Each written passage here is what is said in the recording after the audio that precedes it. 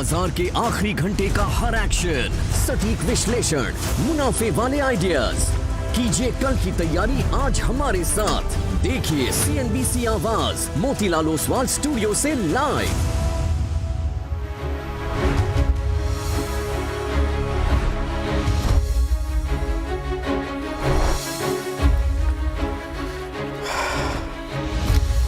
नमस्कार, CNBC आवाज़ Motilal Oswal studio में आप सभी का स्वागत है। भारतीय मार्केट्स के लिए आज ग्रीन ग्रीन ग्रीन, सिर्फ और सिर्फ ग्रीन, हर जगह हरा रंग। और आज एकदम हरा रंग देखकर अच्छा लग रहा है। पूरी की पूरी स्क्रीन हरे रंग से सरोबार। और अगर आप देखें Nifty, bank Nifty, mid cap, small cap, micro cap, ultra cap, large cap, SME cap, जो मर्जी कैप है आज सारी की सारी ग्रीन में। और वीरू की जैकेट भी थोड़ी और टाई में भी थोड़ा सा ग्रीन का शेड लग रहा है मुझे। मेरा भी तो लेमन ग्रीन ही कहा जाएगा ना इसे। ठीक है, एंगल से ग्रीन। अरे शायद तुम पूरा ग्रीन रख लो। हाँ जस्ट किडिंग सर। हाँ, खैर लेकिन स्क्रीन ग्रीन है। देखिए मेन चीज़ ये है सबसे और अंत भला तो सब भला। और मज़े की बात यह है कि एडवांस डिक्लाइन की लाइन देखिए आप, किस तरीके से एक गैप थ्रू द डे बना हुआ है। निफ्टी ने भी जो इनिशियली पहले घंटे की प्रॉफिट बुकिंग दिखाई, उसके बाद आप मोर और लेस जो ट्रेडेड रेंज है, देखिए ये जो 26,300 है उसको एक बार के लिए भूल जाइए, वो उसकी कोई सिग्निफिकेंस नहीं है। शुरुआत मोर और लेस 25,800 पर हुई थी। उस 25,800 के अगर आप मूव से देखेंगे तो मोर और लेस मार्केट जो है अब उस लेवल के आसपास ही है। चलिए अब एक काम करते हैं, इस शो की शुरुआत करेंगे और एज ऑलवेज हेडलाइंस के साथ। अमेरिका के साथ ट्रेड डील के बाद बाजार में तूफानी तेजी, निवेशकों की वेल्थ में करीब 13 लाख करोड़ का इजाफा। निफ्टी 700 पॉइंट उछलकर 25,800 के पार। इंट्राडे में बैंक निफ्टी ने बनाया all time high. Mid cap और स्मॉल कैप में भी करीब 3% तक का उछाल। यूएस टैरिफ से जुड़े शेयरों में 10 से 20% की तेजी।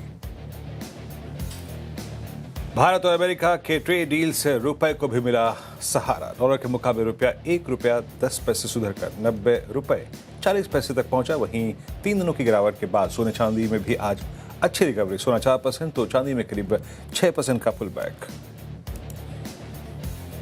भारत और अमेरिका के बीच हुई ऐतिहासिक ट्रेड डील। भारत पर 50% के बजाय सिर्फ लगेगा 18% टैरिफ। कंपटीटर देशों के मुकाबले भारत पर टैरिफ सबसे कम।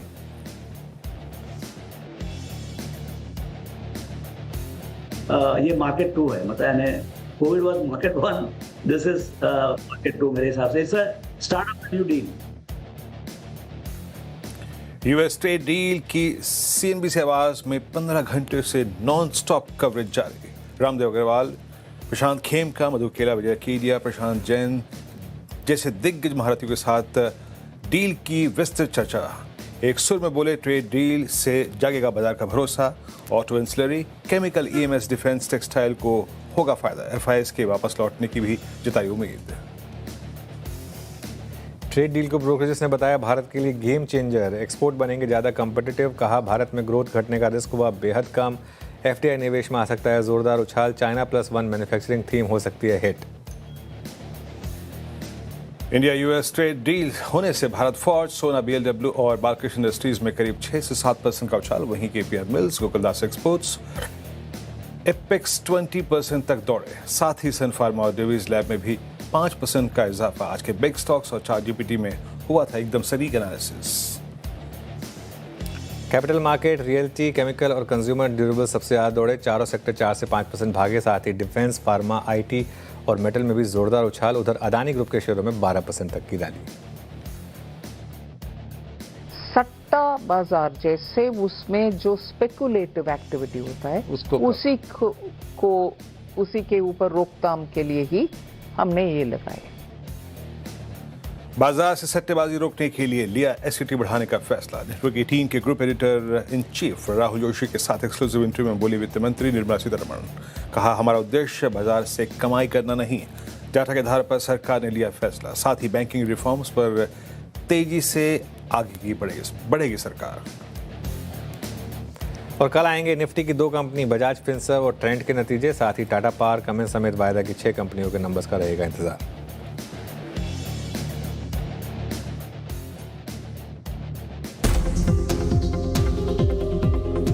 CNBC आवाज़ लाइव है इस समय और सबसे बड़ी ब्रेकिंग न्यूज़ के साथ ट्रेड डील डन। इस वक्त की सबसे बड़ी ब्रेकिंग न्यूज़, जो रेसिप्रोकल टैरिफ था 25% का, उसे घटा के 18% कर रहा है। आगे चलकर दोनों पक्ष अपने अपने सामानों पर टैरिफ को घटाएंगे और घटा करके जीरो कर देंगे। ट्रेड डील पर सबसे पहले हमने एजेंडा सेट किया। डावोस में काम की बात हमारा नेटवर्क निकाल कर लेकर आया। रेट मार्केट, करेंसी मार्केट और इक्विटी मार्केट तीनों को इससे पॉजिटिव सेंटीमेंट जरूर मिलेगा। आई थिंक ये वही न्यूज़ है जो मार्केट को चढ़ती कला में लेके जाएगा। मेरे हिसाब से बहुत अच्छी टाइमिंग है इस न्यूज़ की। ओवरऑल जो है भारत को इससे कनेक्शन विद द वर्ल्ड जो इतना अच्छा हुआ है, उससे मेरे ख्याल से लॉन्ग टर्म इसका फायदा आएगा। जो बाजार में पैसा लगा के बैठे हैं उनके लिए मेरे हिसाब से ये डायरेक्शन चेंज है और ये काफी बड़ा पॉजिटिव डायरेक्शन चेंज है। मीडिया, मार्केट, ट्रेडर्स, सारा सिस्टम रात को 12 बजे उत्साहित है। हम में से कोई सोने को तैयार नहीं है। ये बताओ उससे अच्छे इंडिया के और दिन कब आएंगे? पीयूष गोयल साहब ने जो ट्वीट किया वो अपने आप पे काफी महत्वपूर्ण। उन्होंने कहा कि एक सिर्फ एक ट्रेड डील नहीं है, ये दरअसल इंडिया यूएस रिलेशनशिप को, रिश्ते को एक ऐतिहासिक मोड़ है। पीयूष आज सुबह मुंबई में थे और वो मार्केट के जो सबसे बड़े फंड मैनेजर्स वगैरह हैं उनसे सबसे उन्होंने मुलाकात भी की थी। आज व्यूअर्स को सबसे पहले सबसे ऊपर रखते हैं और यही कारण है कि व्यूअर्स ने भी हमें इतना प्यार दिया है। कांग्रेचुलेटरी मैसेजेस से, ट्विटर पर, व्हाट्सएप पर, कॉर्पोरेट से, मार्केट पार्टिसिपेंट से, कि जो हमने कवरेज यहाँ पर की है उसके लिए।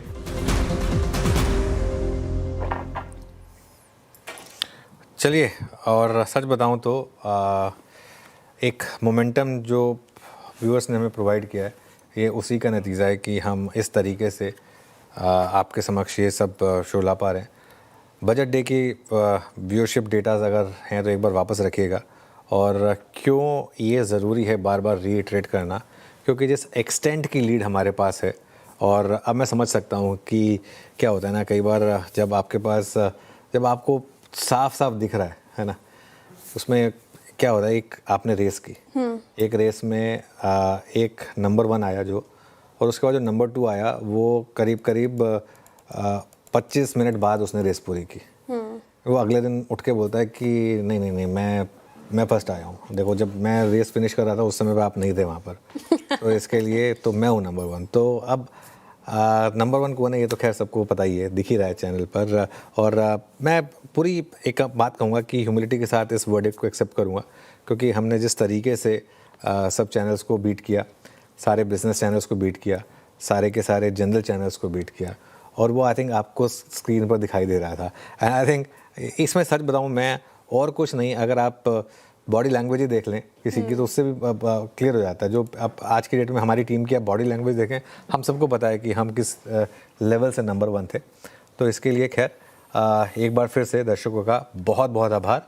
और नंबर 1 बनना हमारे लिए एक प्राइड का इशू है, लेकिन नंबर 1 बने रहना, और अगर दर्शकों का प्यार रहा, और जो हमने इस ट्रेड डील पर किया, जो हमने ट्रेड डील पर किया, अब देखिए, आप कल रात को 10 बजे से हमने प्रोग्रामिंग की शुरुआत की, हम रात को 2 बजे तक प्रोग्रामिंग करते रहे, जिसमें हमने एक से एक एक्सपर्ट्स जुड़े। आज भी सुबह से आप देख लीजिए, सुबह 8 बजे से लेकर अभी हमने रामदेव अग्रवाल जी का इंटरव्यू किया। मार्केट के सारे बड़े महारथी सबसे पहले CNBC आवाज़ पर है, सारे के सारे, बार नन, कोई भी देख लीजिए, चाहे आप कल रात से देखें, मधु केला जी को, नीलेशा जी को, अरविंद सैंगर को, आज सुबह अगर आप देखें सुनील सिंघानिया थे, विजय केडिया थे, प्रशांत खेमका थे, प्रशांत जैन थे, रामदेव अग्रवाल जी थे, सारे के सारे गेस्ट, सारे के सारे महारथी सबसे पहले CNBC आवाज़ पर आए। खैर, अब एक काम करते हैं, अब आज की मार्केट की बात करते हैं। शानदार दिन, मार्केट के लिए शानदार दिन, भारतीय मार्केट के लिए बड़ी रैली वाला दिन। और अब बड़ा सवाल यही होगा कि क्या हम 26,000 के ऊपर बंद हो सकते हैं या नहीं हो सकते हैं। और देखिए, आज वीकली एक्सपायरी भी है, मार्केट में भारी शॉर्ट्स थे तो ऑब्वियसली भारी शॉर्ट कवरिंग भी हुई है।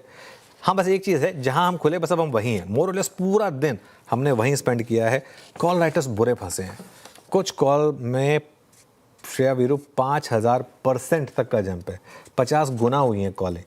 और ये आज एक ब्लैक स्वॉन इवेंट है उन फंड्स के लिए जो जिनको अलाउड है और जो अपने कुछ क्यूट ट्रेड्स लेते हैं ना कि चलिए 5 एक्सपायरी वाले दिन 500 पहुंच जाए तो क्या ही भागेगा मार्केट, तो वो 25,500 की 25,600 की जिन्होंने कॉलें बेची होंगी उनके लिए आज एक ब्लैक सॉन इवेंट रहा होगा। चौतरफा रैली है, चौतरफा। और अगर आप देखें तो ट्रेड डील वाले शेयर ऑब्वियसली ज़्यादा दौड़े हैं, renewable energy, Adani group stocks ये ज़्यादा दौड़े हैं। लेकिन लेट्स वेट एंड वॉच कि आखिरी का 1.5 घंटा हमारे लिए क्या लेकर आएगा। राइट, आखिरी का 1.5 घंटा कैसा रहता है और वो आप समझेंगे सिर्फ CNBC आवाज़ पर। लेकिन सही बात, चौतरफा खरीदारी, एक भी स्पेस जहां पर बिकवाली नहीं देखने को मिली, कोई भी लूजर में शामिल नहीं दिखेगा आपको। कल ही साइन देखने को मिल गया था मार्केट में, डेज हाई पर हम रिकवर होकर बंद हुए थे और देर रात फिर ये US ट्रेड डील की खबरें और अब मार्केट में शानदार रैली। हालांकि थोड़ी सी प्रॉफिट बुकिंग सुबह की गैप अप ओपनिंग होने के बाद आई, लेकिन फिर स्थिर रहा मार्केट।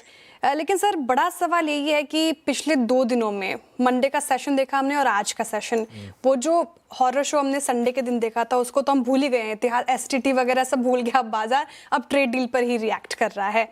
तो क्या लगता है आपको कि ये जो ट्रेड डील हुई है इससे अब FIs फिर से डेरा डालेंगे मार्केट में और यहाँ से अब मार्केट की तकदीर बदलने वाली है? अगर हाँ तो फिर कैसे अप्रोच होगी इस मार्केट में, इन्वेस्टर्स ट्रेडर्स क्या करें?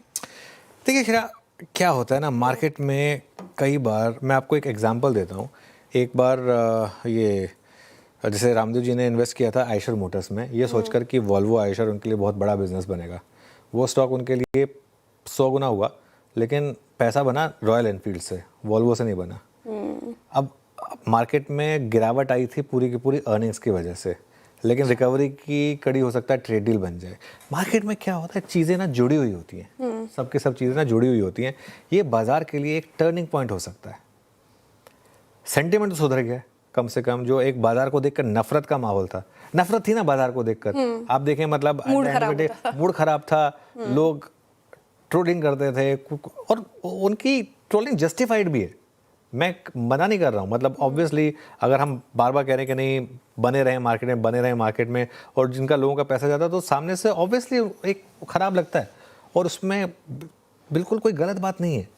तो ऐसे में जब आप एक इस तरीके की रिकवरी दिखाएं और एक मैक्रो ट्रिगर के साथ वो रिकवरी आए, अब देखिए इसमें क्या है, अब बहुत लोग कह रहे हैं कि फाइन प्रिंट का वेट करते हैं, मैं मानता हूँ उस बात को, लेकिन 2 बड़े देशों के अध्यक्षों ने अगर कुछ चीज़ कही है तो ऑब्वियसली उसके पीछे बहुत काम हुआ है ट्रेड डील के पीछे। तो ठीक है, अब आज का लो एक लक्ष्मण रेखा है। मैं तो बजट डे लो पे भी नहीं जा रहा, बजट डे लो को तो आप भूल जाइए, 24,500 वो थोड़ा ना आने वाला है, 24,500 होपफुली। लेकिन अनलेस कुछ बड़ा हो जाए, जैसे मान लीजिए कुछ एकदम से ग्लोबली कुछ बड़ी वॉर छिड़ जाए, ऐसा कुछ हो जाए, कोविड जैसा कोई इवेंट आ जाए, अगर ऐसी कुछ चीज़ हो जाए तो ऑल बेट्स आर ऑफ। लेकिन अदरवाइज अब 24,700 पर एक मजबूत बॉटम बन चुका है और मैं तो कह रहा हूँ 24,700 भी छोड़ दीजिए, आज का लो का 200-300 पॉइंट नीचे का एक स्टॉप लॉस लगा दीजिए, बस उतना ही काफ़ी है अब आपके लिए यहाँ पर। और एक चीज़, अब शायद FIs भी लौटें, लेकिन इससे नहीं कह सकते, कंफर्ट के साथ नहीं कह सकते, लेकिन उम्मीद है कि शायद FIs भी लौटें। उम्मीद ये भी रहेगी कि अर्निंग्स इंप्रूव हो, क्योंकि हमारे लिए एक बड़ा सरदर्द अर्निंग्स का भी था।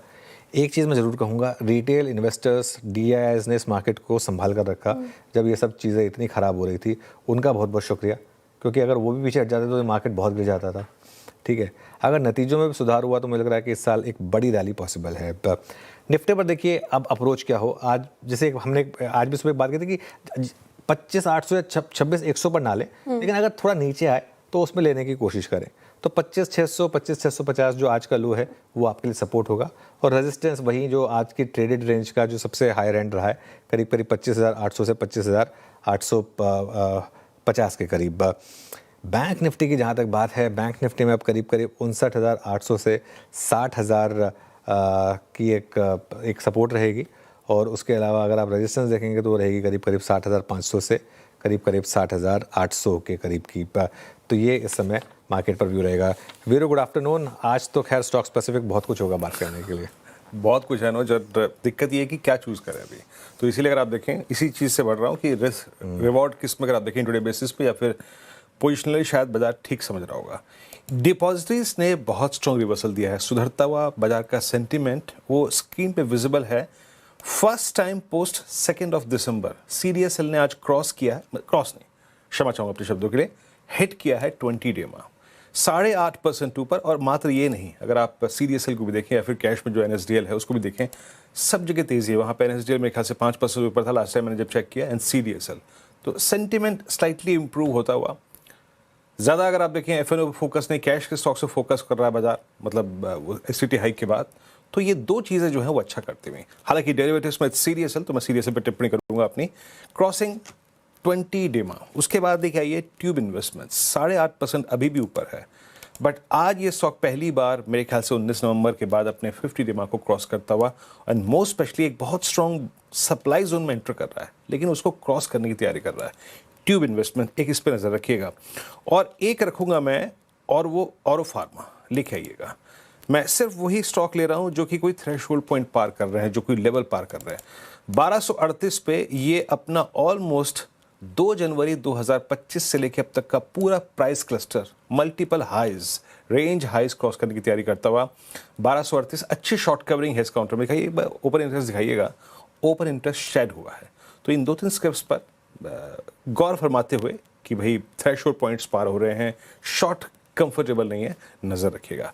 पर अनुज, आते हैं बाजार के उस अंश से, उस धड़े से थोड़ा सा पे फोकस करते हैं। बाजार पूरा ही तेज़ रहा, लेकिन पोजिशनली या फिर इन्वेस्टर को जो अपने पोर्टफोलियो में मूलभूत परिवर्तन करने चाहिए किसी इवेंट के बाद, उस पर बात फोकस करते हैं। IT, फार्मा और टेक्सटाइल, आपकी नज़र कहाँ रहेगी यहाँ से इस इवेंट के बाद? देखिए वीरू, एक चीज़ आप बहुत क्लियरली समझ लीजिए, टेक्सटाइल में मैं सिंपल लॉजिक दूंगा। जब तक ट्रम्प फैक्टर नहीं था, पहले 2-3% टैरिफ लगता था और वर्ल्ड फ्री ट्रेड एग्रीमेंट पे सब काम करते थे। उस समय जो कंपनियां अच्छा कर रही थी, सिर्फ उन्हीं कंपनियों पर फोकस करें, बस बात खत्म। आज तो रिलीफ रैली सब में है, लेकिन ऐसा नहीं है। अच्छा, ऐसा नहीं, अब फ़र्क है हमारे टैरिफ में बांग्लादेश और वियतनाम के, लेकिन 2% का ही फ़र्क है। ऐसा नहीं है कि हमको कोई बहुत ज़्यादा कंपेटिटिव एडवांटेज है उनके मुकाबले। जो कंपेटिटिव डिसएडवांटेज थी वो ख़त्म हो गई है, तो एक उसका एक एडवांटेज है।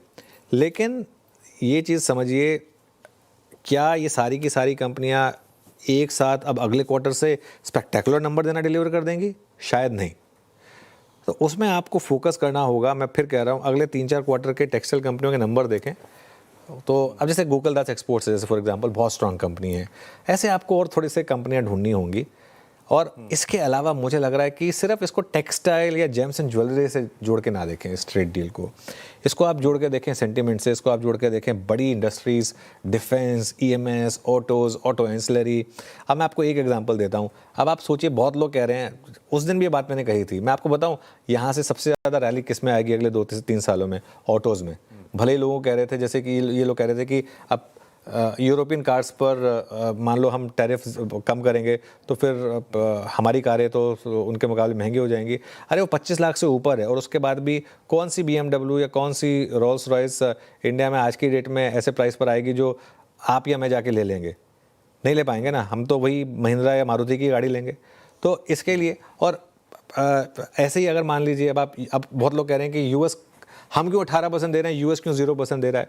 US में ऐसा क्या बनता है जो इंडिया में आ जाएगा और अगर 0% टैरिफ पर भी आपको वो इंडिया से सस्ता नहीं मिलेगा? एक चीज़ बता दीजिए मुझे, एक चीज़ जो US में बनी होगी, जो मैं तो कहता हूँ अगर इवन आईफोन जब US में बनता था, वो अगर इंडिया आएगा मान लो, तो ऑब्वियसली वो उल्टा कहीं लेबर कॉस्ट कहीं ज़्यादा महंगी होगी उसकी। इसके लिए अब उनकी हार्ली डेविडसन आ गई मान लीजिए, फॉर एग्जांपल सपोज करिए हार्ली डेविडसन आ गई, ओरिजिनल वाली हार्ली डेविडसन, ये तो हीरो के साथ पार्टनरशिप में आई वो वाली नहीं, ओरिजिनल वाली हार्ली डेविडसन मान लो आ गई। अब वो पहले मान लो 35 लाख की बाइक बिकती थी, अब मान लीजिए वो बाइक 22 लाख की हो जाएगी। मैं तो फिर भी रॉयल एनफील्ड ले लूँगा, मैं तो फिर भी 22 लाख की बाइक नहीं अफोर्ड कर पाऊँगा, मैं तो फिर भी रॉयल एनफील्ड ले लूँगा। तो इसके लिए वो एक मिजाज है कि हम वो 0% टैरिफ कर रहे हैं अमेरिका के ऊपर, क्योंकि उससे कोई इतना लॉजिक नहीं है। तो इस चीज़ को समझिए कि एक, और US भारत का सबसे बड़ा ट्रेड पार्टनर है, EU भी है, लेकिन at the end of the day US सबसे बड़ा ट्रेड पार्टनर है, और इस वजह से एक इम्पॉर्टेंट है इस डील पर और ऐसे सारे स्टॉक्स पर बेसिकली फोकस करना। आप चलिए अब थोड़ा आगे बढ़ते हैं शो में। जी, एक सवाल मेरा ये भी था कि जिस तरीके से आप बता रहे थे कैसे स्टॉक स्पेसिफिक होना है, सेक्टर स्पेसिफिक इम्पैक्ट होना है, लेकिन अगर मार्केट यहाँ से, अगर आपने कहा टर्निंग पॉइंट है, सबसे पीड़ा, कष्ट, दर्द मिड कैप्स और स्मॉल कैप्स में रहे हैं, लोगों का पोर्टफोलियो ब्लीड कर रहा था और आज ब्रेथ काफ़ी सूदिंग नजर आ रही है, तो क्या अब निवेशकों का पोर्टफोलियो सुर्ख लाल से हरे में तब्दील होगा? होप तो ये रहेगी। देखिए, पोर्टफोलियो सबके लाल हैं और बेहाल हैं, सिर्फ आज के एक दिन से नहीं होगा, और ये ऐसे हमको कम से कम 10-12 दिन चाहिए तब जाकर कहीं पोर्टफोलियो ग्रीन में आएगा। लेकिन पोर्टफोलियो इन्वेस्टर्स के लिए भी एक लेसन है यहाँ पर। ट्रस्ट में ये रैली मिड कैप में वन वे नहीं होगी। आज तो सेंटीमेंट अच्छा, सब चल रहे हैं, 1-2 दिन और हो सकता है रब ऑफ इम्पैक्ट रहे, उसके बाद आपको सेलेक्टिव होना पड़ेगा।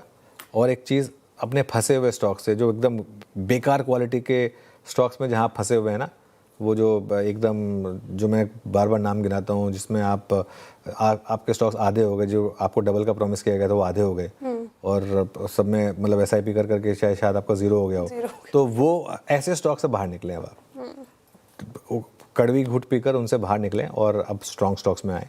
ये चीज़ आपको करनी होगी, थोड़ा सा आपको पोर्टफोलियो रीअलाइनमेंट करना पड़ेगा। ये वो वाली मार्केट नहीं है, जैसे रामदेव सर ने कहा ना कि मार्केट 2.0 है ये, कोविड 1.0 के बाद। कोविड 1.0 के बाद आपको अपनी मार्केट इनिशियल रन के बाद रीसेट करनी पड़ी थी ना अपना पोर्टफोलियो, तो आपको अपना पोर्टफोलियो रीसेट करना पड़ेगा। चलिए एक काम करते हैं, अब आपको बताते हैं रफ्तार के घोड़े और फिसड्डी स्टॉक्स, और फिर आगे बढ़ेंगे। सबसे पहले रफ्तार के घोड़े स्टॉक्स में सबसे पहले वारी एनर्जीज।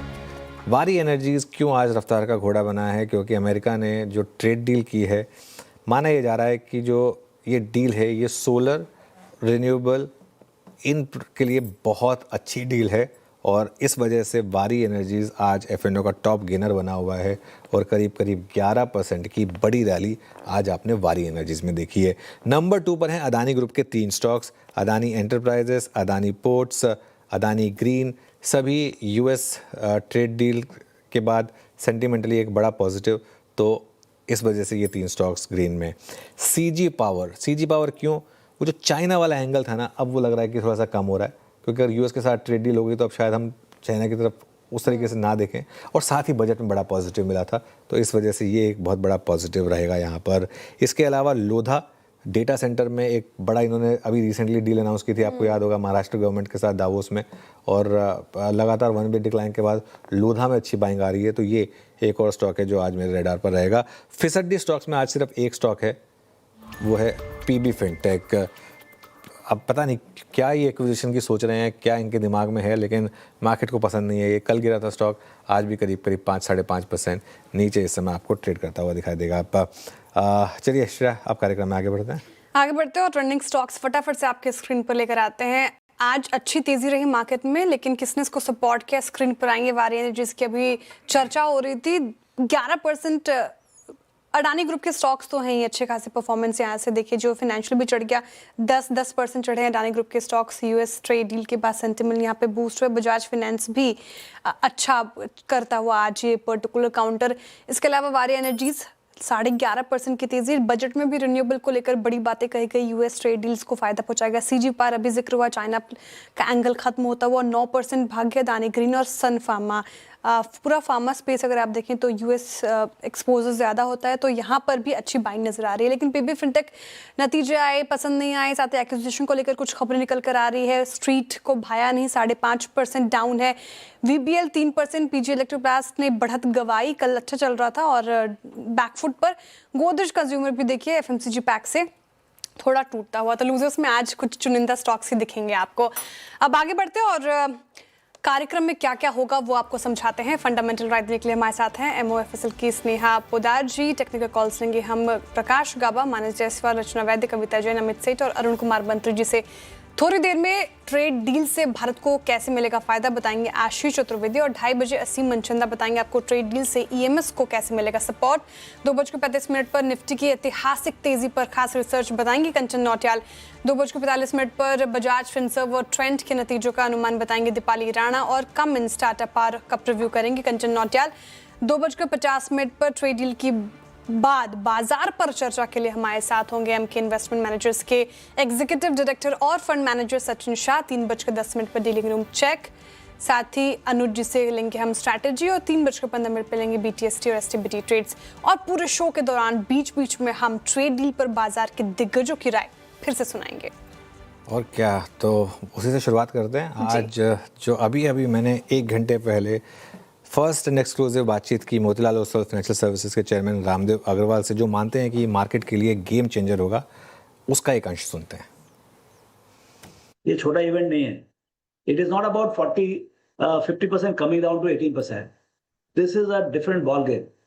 मतलब आपने you stood up to the what about the challenge in the global geo economics and you stood up and you आपने पूरे जो मतलब जो ये होता है ना कि एक जो मतलब स्टैंडिंग होती है, वहां आप खड़े रहे पूरे छाती तान के और आपने पूरा का पूरा रुपी डेप्रिसिएशन लिया 87 to 92, 5 रुपए निकला, कोई मजाक बात थोड़ी है।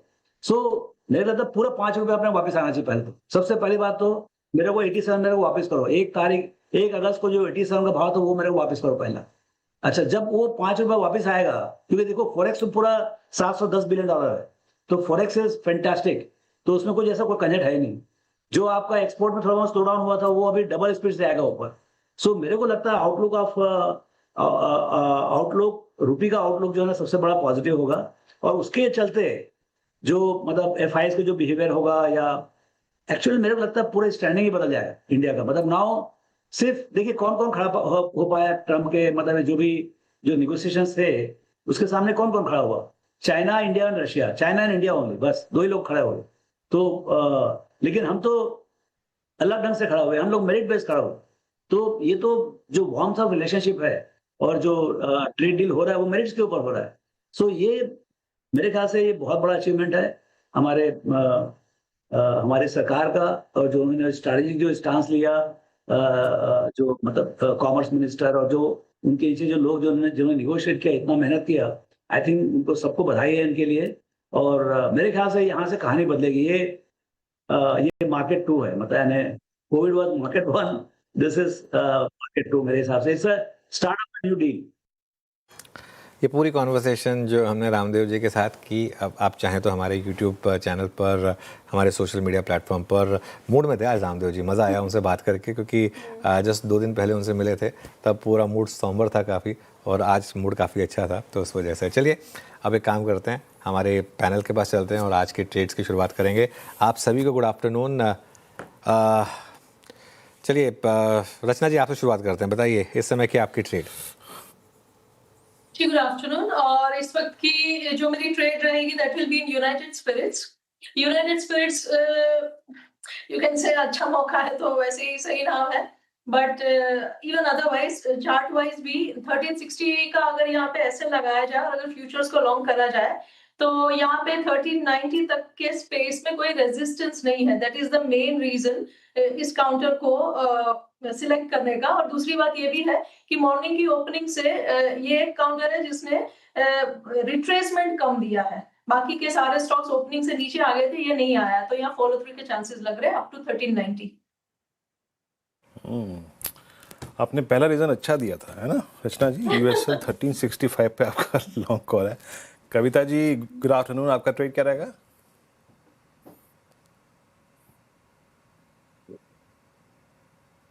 You asked me, Virenji.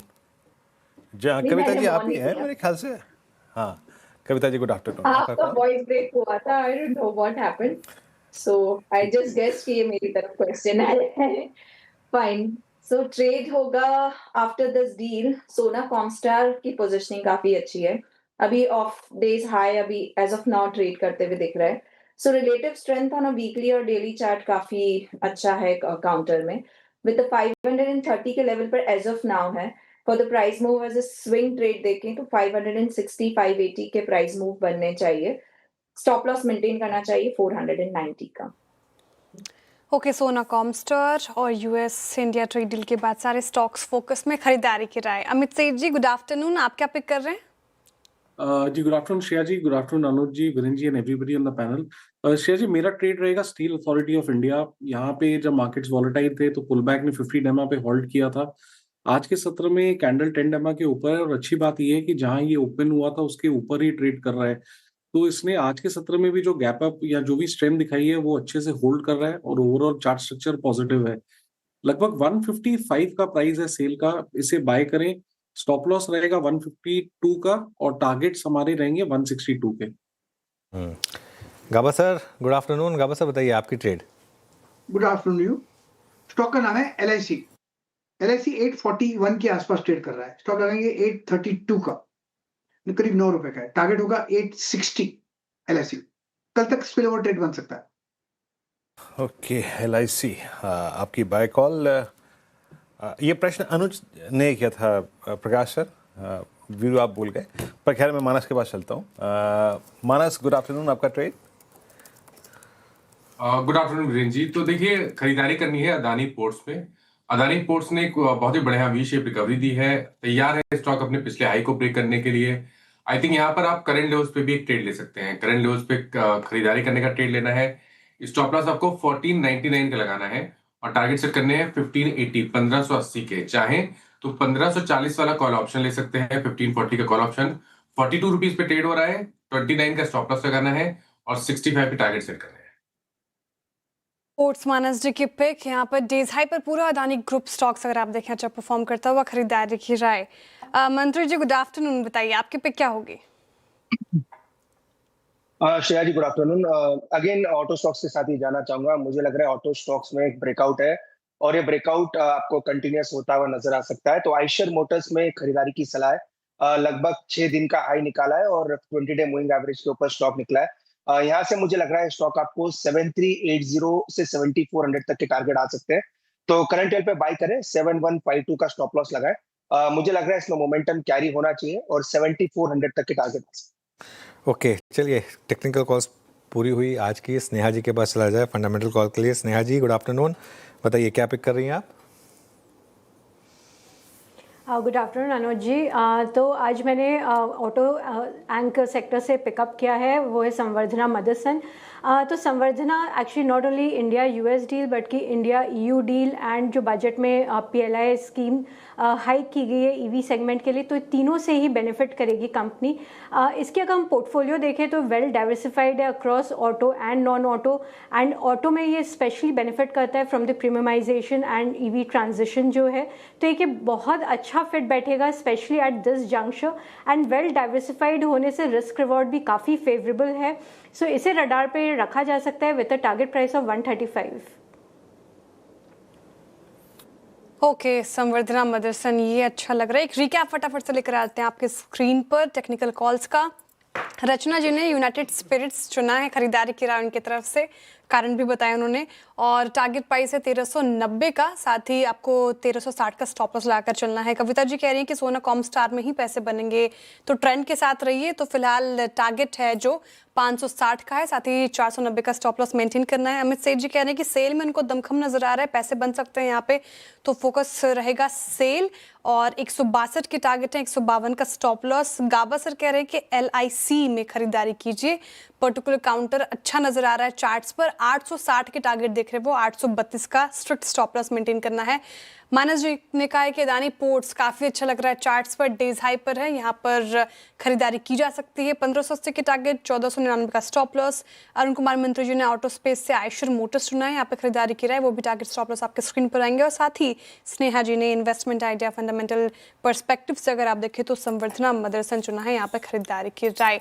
अच्छा, अब ट्रेड डील की बात हो ही रही है और लगातार हम जिक्र कर रहे हैं वैसे स्टॉक्स का, तो भारत और अमेरिका के बीच टैरिफ डील लगातार हो चुकी है और बाकी इमर्जिंग देशों के मुकाबले भारत पर जो है वो टैरिफ कम लगा है। इसका बड़ा फायदा भारतीय एक्सपोर्ट्स को होगा और कैसे एक्सपोर्ट्स से फायदा होगा, और आशीष ये समझाएंगे डील से भारत को कैसे कंपेटिटिव एडवांटेज मिल सकता है। बताइए आशीष। देखिए, बड़ा कंपेटिटिव एडवांटेज है। एक तो सही बात है कि 50% से टैरिफ घटकर अब 18% हो गए, लेकिन एक कंपेटिटिव एडवांटेज ये भी देखने को मिला है क्योंकि पिछले कुछ समय में देखें तो जो रुपए में लगातार गिरावट आई है, ये भी एक्सपोर्टर्स के फेवर में आएगा। अब दरअसल बहुत सारे देश ऐसे हैं आसपास के जिनसे भारत compete करता है। जैसे मिसाल के तौर पर आप देखें तो वियतनाम है, बांग्लादेश है, यहाँ पर टेक्सटाइल में भारत काफ़ी ज़्यादा कंपटीशन करता है।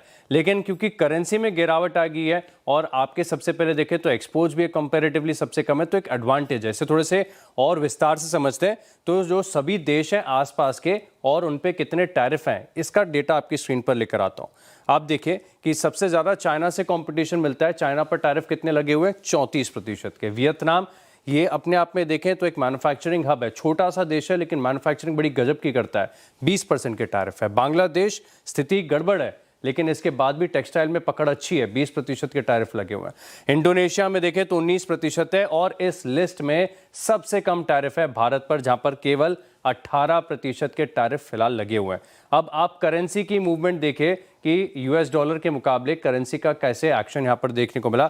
तो आप चाइना की, जिसमें चाइनीज युआन लगातार आप देखें, क्योंकि ये एक्सपोर्ट ओरिएंटेड देश है, अपनी करेंसी को गिरा कर रखते हैं, डीवैल्यूएट करते हैं, तो एक्सपोर्टर्स को बड़ा फायदा होता है। इनके एक्सपोर्ट्स भी ज़्यादा हैं, करेंसी लगातार डीवैल्यूएट होती है। लेकिन पिछले 6 महीने में और 1 साल में चाइनीज जो करेंसी है कंपेयर टू यूएस डॉलर, ये मजबूत हुई है। वियतनाम में देखें तो 1 साल में ज़रूर थोड़ी सी गिरावट है, लेकिन पिछले 1 महीने में 6 महीने में 1% के मूव यहाँ पर देखने को मिले। सिमिलरली बांग्लादेश है, इंडोनेशिया है और फिर आप भारत के आंकड़े देखिए। इस चार्ट को अगर आप बड़े ध्यान से देखेंगे तो आपको समझ में आएगा कि पूरा भारत जब स्ट्रेस ले रहा था कि रुपए में लगातार गिरावट आ रही है, रुपया लुढ़कता जा रहा है, +91 का आंकड़ा यहाँ पर आ गया है। लेकिन यही अगर आप देखें तो करेंसी में जो डिप्रिसिएशन, डिवैल्यूएशन यहाँ पर देखने को मिला है, ये अब फेवर में आएगा। तो एक्सपोर्ट्स बहुत ज़्यादा कंपिटिटिव हो जाएंगे। सबसे कम टैरिफ है 18% के, रुपए में भी कमजोरी जो आई है, इसका भी एक कंपिटिटिव एडवांटेज एक्सपोर्टर्स को मिलेगा। जी हाँ, एक एडवांटेज एक्सपोर्टर्स को मिलेगा। और दूसरी बात यह है, टैरिफ इटसेल्फ नीचे आ गया है और हमारा एक जो टैरिफ रेट है वो हमारे प्रतिस्पर्धियों के मुकाबले, एशियन पीएस के मुकाबले इस वक्त कम है। लेकिन इस ट्रेड डील को कई प्रोस्पेक्टिव से देखना चाहिए। जेफरीज ने एक टेक शेयर किया है, इस ट्रेड डील का ऑयल गैस सेक्टर पे असर भारत के क्या होगा, उसको समझते हैं कंचन से। कंचन, क्या टेक है जेफरीज का?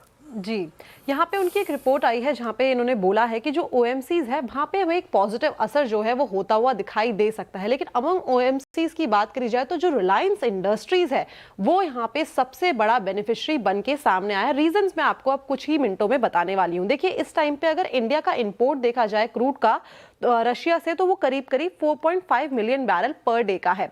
अगर पास्ट का डेटा देखें तो इंडिया अप्रॉक्सीमेटली नवंबर 2025 में 40% रशियन क्रूड को इंपोर्ट करता था, जो घट के अब केवल 27% का हो गया है। डिस्काउंट की अगर बात करी जाए तो ये नवंबर 2025 में करीब $2.2 पर बैरल था, जो इस टाइम पे बढ़ के करीबन $10 पर बैरल का हो गया है। यानी कि रफली अगर इंडिया की सेविंग्स देखी जाए तो करीब 8 से लेके $12 मिलियन की है रशियन क्रूड इंपोर्ट पे। अब इस टाइम पे जो एनालिस्ट है वो ये मान रहे हैं कि जो वेनेजुएला से ऑयल आएगा वहां पे हमें अच्छा खासा डिस्काउंट जो है वो देखने को मिल सकता है। यानी कि जिस तरीके से रशिया था वहां से भी हमें इसी तरीके के डिस्काउंट देखने को मिल सकते हैं, जिसके बाद रिलायंस इंडस्ट्री काफी बड़ा यहाँ पे बायर बन के सामने आ सकता है। बिकॉज रिलायंस इंडस्ट्रीज के पास जो रिफाइनरीज है वो काफी ज्यादा कॉम्प्लेक्स है, जो खारे से खारे क्रूड को इस टाइम पे अच्छी तरीके से रिफाइन करके चल सकती है। यानी कि उनके पास काफी हैवी मशीनरीज इस टाइम पे मौजूद है। इसलिए जो बेनिफिट है वो हमारी जो PSU OMCs है उनके लिए लिमिटेड होगा, लेकिन रिलायंस इंडस्ट्री यहाँ पे अच्छी खासी जो चाल है वो लेके चल सकती है। ओके, शुक्रिया कंचन जानकारी के लिए। रिलायंस का जिक्र हुआ है तो एक डिस्क्लेमर आपके स्क्रीन पर है ही, लेकिन जेफरीज ने ये रिपोर्ट निकाली, पूरे OMC स्पेस को लेकर कैसा फायदा पहुंचेगा वो हमने समझ लिया। अच्छा, ट्रेड डील को लेकर कोटक AMC के MD and CEO Nilesh Shah भी काफी बुलिश है। उनका मानना है कि इससे केमिकल सेक्टर को बड़ा फायदा हो सकता है। क्या कहा उन्होंने, आप भी सुनिए। कि मार्केट में रह के पैसा बनता है, मार्केट का टाइमिंग करके पैसा नहीं बनता। 364 दिन हम खड़े रहते हैं, कुछ रिटर्न नहीं बनता और एक दिन में पूरे साल का रिटर्न आ जाता है। लेकिन अगर आप एक इन्वेस्टर है तो आप ये टैरिफ डील के डॉक्यूमेंट्स पढ़ेंगे, ये गिव एंड टेक होगा। कई चीजें हमने गिव करी होगी, कुछ चीजें हमने ली होगी, तो कौन सी इंडस्ट्री को कहाँ पे फायदा होता है वह देखने के बाद आप निवेश के डिसीजन लेंगे। बट कुछ सेक्टर जहाँ पे अपॉर्चुनिटीज अच्छी आ सकती है, एक केमिकल रिलेटेड है, बिकॉज टैरिफ की वजह से हमारे केमिकल एक्सपोर्ट्स को इम्पैक्ट हुआ था। दूसरा सेक्टर है IT सर्विसेज, वहाँ पे वैल्यूएशन कम हुए हैं बिकॉज ग्रोथ आ नहीं रही थी। अब क्या H1B वीजा या ऐसी जो चीजें हैं जो IT सेक्टर को रोक रही थी, उसमें कोई क्लैरिटी मिलती है तो IT क्षेत्र पे भी ध्यान रख सकते हैं। ओके, चलिए, तो ये अब आपके लिए जो हमने सुबह बात की नीलेश भाई से, आज सुबह मतलब जो दोबारा असली वाली सुबह में बात की, एक तो कल रात को मतलब 12:30 बजे की थी, वो भी टेक्निकली सुबह हो गई थी, लेकिन जो आज सुबह प्रॉपर बातचीत हुई उसका एक अंश आपको सुनाया गया।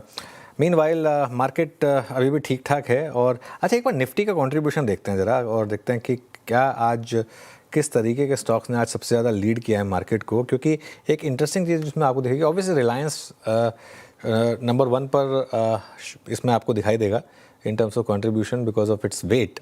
रिलायंस ने करीब 102 पॉइंट कंट्रीब्यूट किए हैं, ICICI bank 78 points, HDFC bank 46 point और SBI 41 पॉइंट्स। अब ये इंटरेस्टिंग होगा ICICI बैंक और HDFC बैंक का बिहेवियर।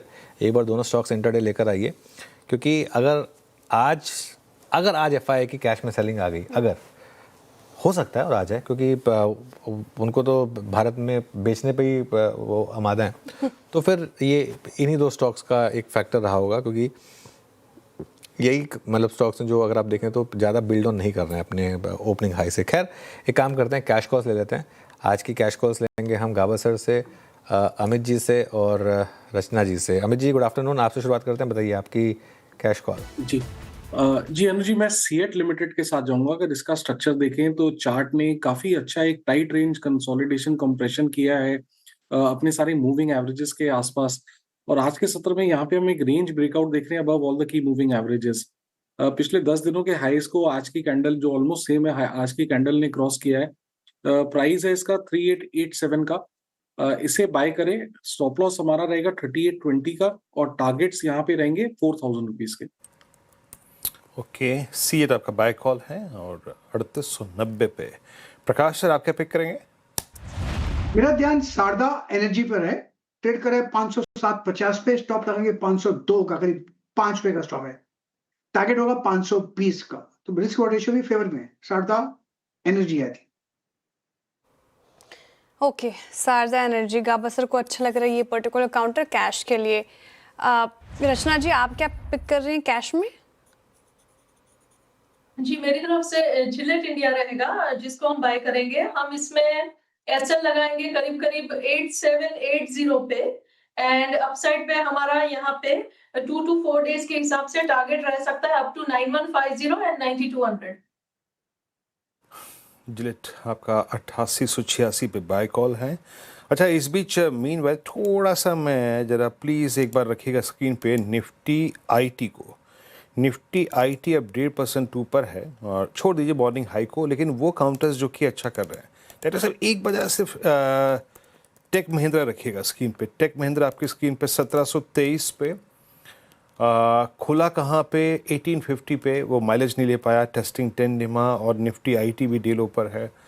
मेरे स्क्रीन पर ताबड़तोड़ तरीके से यहाँ पे ओ एडिशंस हो रहे हैं, तो हाई लेवल से जिस सेगमेंट में थोड़ी सी ट्रैपिंग हुई है, शॉर्टिंग हुई है, वो है आईटी।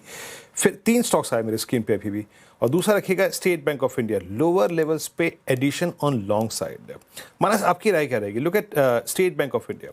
मैं शुरुआती अगर 20 मिनट को हटा दूं तो सबसे अच्छी बैंकिंग में एसबीआई ने, अगर आप देखें, अपनी तरफ अट्रैक्ट किया। Look at OI addition 4%, 26 lakh addition long इसलिए मान के चल रहा हूँ क्योंकि इसने कल के जो लेटर हाफ के हाई को नहीं वायलेट किया। एसबीआई पे आपका टेक क्या है इस वक्त? तो देखिए, बजट के पहले सबसे स्ट्रांग अगर कोई स्टॉक था तो वो स्टेट बैंक ऑफ इंडिया था। बैंकिंग स्पेस पे स्पेशली पीएसयू में गिरावट देखने को मिली और रिकवरी भी उतनी ही फास्ट देखने को मिली है। मेरा समझना है स्टॉक बिल्कुल तैयार है 1080 जो कि पिछला हाई था उसको ब्रेक करने के लिए। तो अगर एक ट्रेड लेना होगा तो लॉन्ग साइड पे ट्रेड लेना है। स्टॉप लॉस आपको 1044 के नीचे लगा के रखना है, करंट लेवल्स पे खरीदारी करें और 1125 के एक पोजीशन टारगेट सेट करके चलें। मीनवाइल डॉलर के मुकाबले रुपया अब डे हाई पर और 90.11। देखिए, काफ़ी बड़ा मूव है ये, करीब 1.5% का मूव छोटा नहीं है। रामदेव सिंह ने एक चीज़ कही थी कि 87 चाहिए हमें वापस, और सही में चाहिए 87। मतलब वो बहुत दुख होता था इस तरीके से जो रुपी डिप्रिशिएट हुआ था, लेकिन अब 90.11 पर इस समय। अब बात करते हैं एक ऐसी स्पेस की जहां बड़ा बूस्टर मिला है। चीन और वियतनाम के मुकाबले ईएमएस एक्सपोर्ट में अब भारत को एक बड़ा फ़ायदा मिलेगा, और अमेरिका में जो हम निर्यात करेंगे वो बढ़ सकता है। असीम के पास चलते हैं पूरी जानकारी के लिए। असीम, good afternoon. Good afternoon Anuj जी। देखिए, हम जो लेबर इंसेंटिव सेक्टर्स है, चाहे वो टेक्सटाइल हो या फिर जेम्स एंड ज्वेलरी हो, उनका एक्सपोर्ट तो बढ़ेगा ही बढ़ेगा, लेकिन एक सेक्टर है जिसके ऊपर हमें ध्यान देने की जरूरत है, वो है इलेक्ट्रॉनिक मैन्युफैक्चरिंग सेक्टर। खासतौर पर कि भारत करीबन $12 बिलियन के आसपास का अभी भी अमेरिका को एक्सपोर्ट इलेक्ट्रॉनिक्स कर रहा है, लेकिन वह दूसरे देशों के मुकाबले काफ़ी कम्पिटिटिव अब होता हुआ दिखाई दे रहा है। खासतौर पर कि करीबन 55 ऐसे इलेक्ट्रॉनिक प्रोडक्ट्स हैं जिसके ऊपर की अमेरिका ड्यूटी लगाता है। तो अगर मैं चीन की बात करूँ तो चीन के ऊपर करीबन 34% के आसपास की ड्यूटी लगी है और फेंटेनल की ड्यूटी मिला करके ये 55% तक पहुंच जाती है। वियतनाम की बात करूँ तो वियतनाम के ऊपर करीबन 20% के आसपास की ड्यूटी वो लगाई गई है। तो भारत को यहाँ पर एक बड़ा फायदा होता हुआ यहाँ पर दिखाई दे रहा है और खासतौर पर बजट में भी सरकार ने करीबन 40,000 करोड़ रुपए का आसपास का प्रोविजन इलेक्ट्रॉनिक मैन्युफैक्चरिंग सेक्टर को बूस्ट करने के लिए रखा है। तो बहुत सारी कंपनी है जो इसको लेकर के आगे आ सकती है। सरकार ने भी एक बड़ा लक्ष्य रखा। अभी भारत करीबन $47 बिलियन के आसपास का एक्सपोर्ट इलेक्ट्रॉनिक्स इलेक्ट्रॉनिक्स का कर रहा है, तो इसको बढ़ा करके $100 बिलियन के करने का सरकार ने अगले 3 से 4 सालों में रखा। तो जो इलेक्ट्रॉनिक्स है भारत का, उसको काफी बूस्ट यहाँ पर आता हुआ आप देख सकते हैं। CNBC आवाज लाइव है इस समय और सबसे बड़ी ब्रेकिंग न्यूज के साथ ट्रेड डील डन। इस वक्त की सबसे बड़ी ब्रेकिंग न्यूज, जो रेसिप्रोकल टैरिफ था 25% का, उसे घटा के 18% कर रहा है। आगे चलकर दोनों पक्ष अपने अपने सामानों पर टैरिफ को घटाएंगे और घटा करके 0 कर देंगे। ट्रेड डील पर सबसे पहले हमने एजेंडा सेट किया डावोस में। काम की बात हमारा नेटवर्क निकाल कर लेकर आया। रेट मार्केट, करेंसी मार्केट और इक्विटी मार्केट, तीनों को इससे पॉजिटिव सेंटीमेंट जरूर मिलेगा। आई थिंक वही न्यूज है जो मार्केट को चढ़ती कला में लेके जाएगा। मेरे हिसाब से बहुत अच्छी टाइमिंग है इस न्यूज की। ओवरऑल जो है भारत को इससे कनेक्शन विद द वर्ल्ड जो इतना अच्छा हुआ है, उससे मेरे ख्याल से लॉन्ग टर्म इसका फायदा आएगा। जो बाजार में पैसा लगा के बैठे हैं उनके लिए मेरे हिसाब से ये डायरेक्शन चेंज है और ये काफी बड़ा पॉजिटिव डायरेक्शन चेंज है। मीडिया, मार्केट, ट्रेडर्स, सारा सिस्टम रात को 12 बजे उत्साहित है। हम में से कोई सोने को तैयार नहीं है। ये बताओ, उससे अच्छे इंडिया के और दिन कब आएंगे? पीयूष गोयल साहब ने जो ट्वीट किया वो अपने आप में काफी महत्वपूर्ण। उन्होंने कहा कि ये सिर्फ एक ट्रेड डील नहीं है, ये दरअसल इंडिया यूएस रिलेशनशिप को, रिश्ते को एक ऐतिहासिक मोड़ है। पीयूष आज सुबह मुंबई में थे और वो मार्केट के जो सबसे बड़े फंड मैनेजर्स वगैरह हैं उनसे सबसे उन्होंने मुलाकात भी की थी आज। व्यूअर्स को सबसे पहले सबसे ऊपर रखते हैं और यही कारण है कि व्यूअर्स ने भी हमें इतना प्यार दिया है। कांग्रेचुलेटरी मैसेजेस से, ट्विटर पर, व्हाट्सएप पर, कॉर्पोरेट से, मार्केट पार्टिसिपेंट से, कि जो हमने कवरेज यहाँ पर की है उसके लिए। तो सबसे पहले और बड़ी कवरेज आपने देखी यूएस और इंडिया ट्रेड डील की सिर्फ और सिर्फ CNBC आवाज़ पर। और ऐसे ही अगर आपको खबरों में आगे रहना है तो आपको रहना है CNBC आवाज़ के साथ ही। अच्छा, इससे थोड़ी देर पहले असीम जी समझा रहे थे EMS स्पेस को कैसे एक बड़ा बूस्टर मिला। एक बार पूरा EMS स्टैक रखिएगा। और स्नेहा जी, मैं आपसे जानना चाहूँगी, गुड आफ्टरनून, EMS स्पेस को लेकर अभी फिलहाल आपका हाउस व्यू क्या बन रहा है? जिस तरीके से काफ़ी स्टॉक्स में करेक्शन पिछले साल हमने देखा है, हाई से काफ़ी करेक्ट हुए हैं, लेकिन आज एक अच्छी बढ़ोतरी, इनफैक्ट हमने बजट के दिन भी देखा। क्या पॉजिटिव लग रहा है अब ये माहौल स्पेस को लेकर? आप पॉजिटिव हैं? डेफिनेटली EMS स्पेस की अगर बात करें तो ओवरऑल एक अच्छा करेक्शन के बाद वैल्यूएशंस थोड़े अट्रैक्टिव टर्नआउट हुए हैं। अभी भी थोड़ा सा आप बोलेंगे तो वैल्यूएशन लेवल्स पे कंसर्न है, बट जिस तरह से ये इंडिया US और इंडिया EU डील हुई है, डेफिनेटली EMS कंपनीज को बहुत बड़ी एक्सपोर्ट अपॉर्चुनिटी इनके सामने खुल जाती है, जिससे आगे जो अर्निंग्स को लेके जो कंसर्न थी वो काफ़ी कुछ एड्रेस हो जाएंगे। एंड अगर इनकी अर्निंग्स मोमेंटम, बिकॉज पहले भी क्या था, वैल्यूएशंस जो हाई थे वो काफ़ी प्राइस्ड इन परफेक्शन सिनेरियो वाले वैल्यूएशंस है, जहाँ पे 50% plus kind of earnings already factor in किया था। तो वहाँ पे थोड़ी सी डिसअपॉइंटमेंट आने के कारण हमने करेक्शन देखी थी, बट वापस से ये जो एक एक्सपोर्ट पोटेंशियल जो EMS कंपनीज के लिए ओपन अप हुए हैं, डेफिनेटली बजट से भी उन्हें एक बहुत बड़ा पुश मिला है। सो वापस से इनके नंबर्स को एक काफ़ी स्ट्रॉन्ग रिवाइवल मिलेगा एंड जिनसे इनके वैल्यूएशंस थोड़े रीजनेबल दिखने लगेंगे। तो एक अच्छा एंट्री पॉइंट है इन कंपनीज को ऐड करने के लिए अपने पोर्टफोलियो में। एंड इसमें अगर आप मेरे से टॉपिक पूछेंगे तो सिरमा को कंसिडर किया जा सकता है, जिससे बहुत ही अच्छे नतीजे दिए हैं और जिस तरह की मैनेजमेंट कमेंट्री निकल के आई है, सो नेक्स्ट 2 to 3 years आप 40% काइंड ऑफ अर्निंग्स ग्रोथ इसमें कंटिन्यूसली एक्सपेक्ट कर सकते हैं एंड ये डेफिनेटली एक्सपोर्ट बेनिफिशियरी भी है। सो मैंने अब दूसरे कंपनीज भी देख सकते हैं जैसे डिक्सन, केन्स, एवलॉन जिसका कि काफ़ी हाई एक्सपोजर है यूएस में, बट सिरमा जो एक वेल डाइवर्सिफाइड है प्लस सेमीकंडक्टर एक्सपोजर भी है, तो ये मेरी सबसे टॉप पिक रहेगी। ओके, ये टॉपिक रहेगी आपकी स्नेहा जी। चलिए अब एक काम करते हैं, धमाकेदार ऑप्शंस ट्रेड्स ले लेते हैं। धमाकेदार ऑप्शंस लेंगे हम मानस जी से, अमित जी से और अरुण जी से। मानस जी बताइए आपका धमाकेदार ऑप्शन क्या रहेगा? तो देखिए, धमाकेदार ऑप्शन में पेट्रोनेट के ऑप्शन में खरीदारी करनी है। पेट्रोनेट बिल्कुल तैयार है एक बहुत ही स्ट्रॉन्ग रेजिस्टेंस को ब्रीच करने के लिए, जो कि 298 है। मेरा समझना है कि यहाँ से 20 रुपए का आपको स्टॉक दिखा सकता है। तो पेट्रोनेट का 300 वाला कॉल ऑप्शन जो 7 रुपए 35 पैसे पे ट्रेड हो रहा है, उसमें 2 रुपए माफ करिएगा 4 रुपए 90 पैसे के स्टॉप लॉस से खरीदारी करने की राय रहेगी और 14 रुपीज के आपको टारगेट सेट करने हैं इस ऑप्शन में, 300 वाले कॉल ऑप्शन में। डिस्क्लोजर है कि इस पे हमने अपने क्लाइंट्स को भी रिकमेंडेशन दिया हुआ है। ओके, पेट्रोनेट की कॉल आपको 300 की पिक करनी है। अमित जी आपका ट्रेड क्या रहेगा? वीरेंद्र जी, एक अच्छे पॉइंट से आइशर मोटर एक स्ट्रॉन्ग पुल बैक जनरेट कर रहा है, ऑलमोस्ट डेज हाई पे ट्रेड कर रहा है। यहाँ पे ट्रैक्शन काफी अच्छा है और जिस जोन से ये निकल रहा है रिस्क रिवॉर्ड भी यहाँ फेवरेबल है। तो 7200 का कॉल ऑप्शन आइशर मोटर का ट्रेड कर रहा है लगभग 222 रुपीज पे। इसे बाय करें। स्टॉप लॉस हमारा रहेगा यहाँ पे 190 रुपीज का और टारगेट्स 300 के रहेंगे। आइशर मोटर्स पैनल को अच्छा लग रहा है ये पर्टिकुलर काउंटर, धमाकेदार ऑप्शंस में भी सुझाया गया है इसको। अरुण मंत्री जी, आपका ऑप्शन क्या पिक होगा? श्रेया जी, सीमेंस के साथ जाना चाहूंगा। सीमेंस में लगभग आप कह सकते हैं 2 हफ्तों के हाईस निकले हैं और मुझे लग रहा है 3200 के ऊपर सस्टेन कर रहा है, तो eight the money call option लेने की सलाह है। 3250 के कॉल ऑप्शन को बाय करें 87-88 के आसपास। 77 का एक स्टॉप लॉस लगा है, ऊपर में 103 तक के टारगेट आ सकते हैं।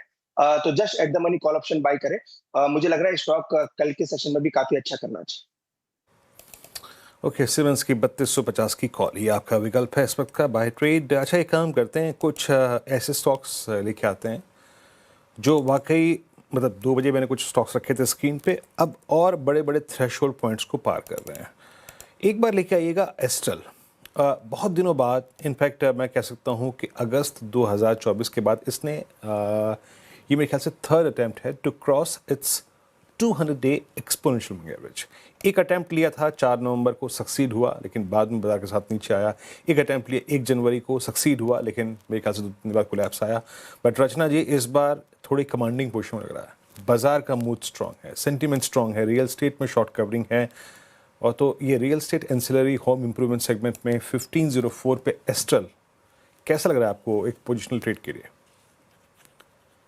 जी, Astral definitely well place stock है और अगर आप देखें तो यहाँ नवंबर से लेके अभी तक की जो रेंज है, इसमें से ये निकलता जाएगा जैसे जैसे ये 1500 के ऊपर जाएगा। तो मल्टीपल मंथ्स का एक ये ब्रेकआउट फ्रक्टिफाई हो सकता है, जो इस काउंटर को आने वाले 3 से 4 हफ्ते में 1600 एंड 1650 की तरफ लेके जा सकता है। डेज हाई पर फिलहाल ये व्यू और 1650 तक के टारगेट देखने को मिल सकते हैं, तो रखिए रडार पर। अच्छा, ट्रेड डील को लेकर और हमारे दिग्गजों ने क्या कहा है?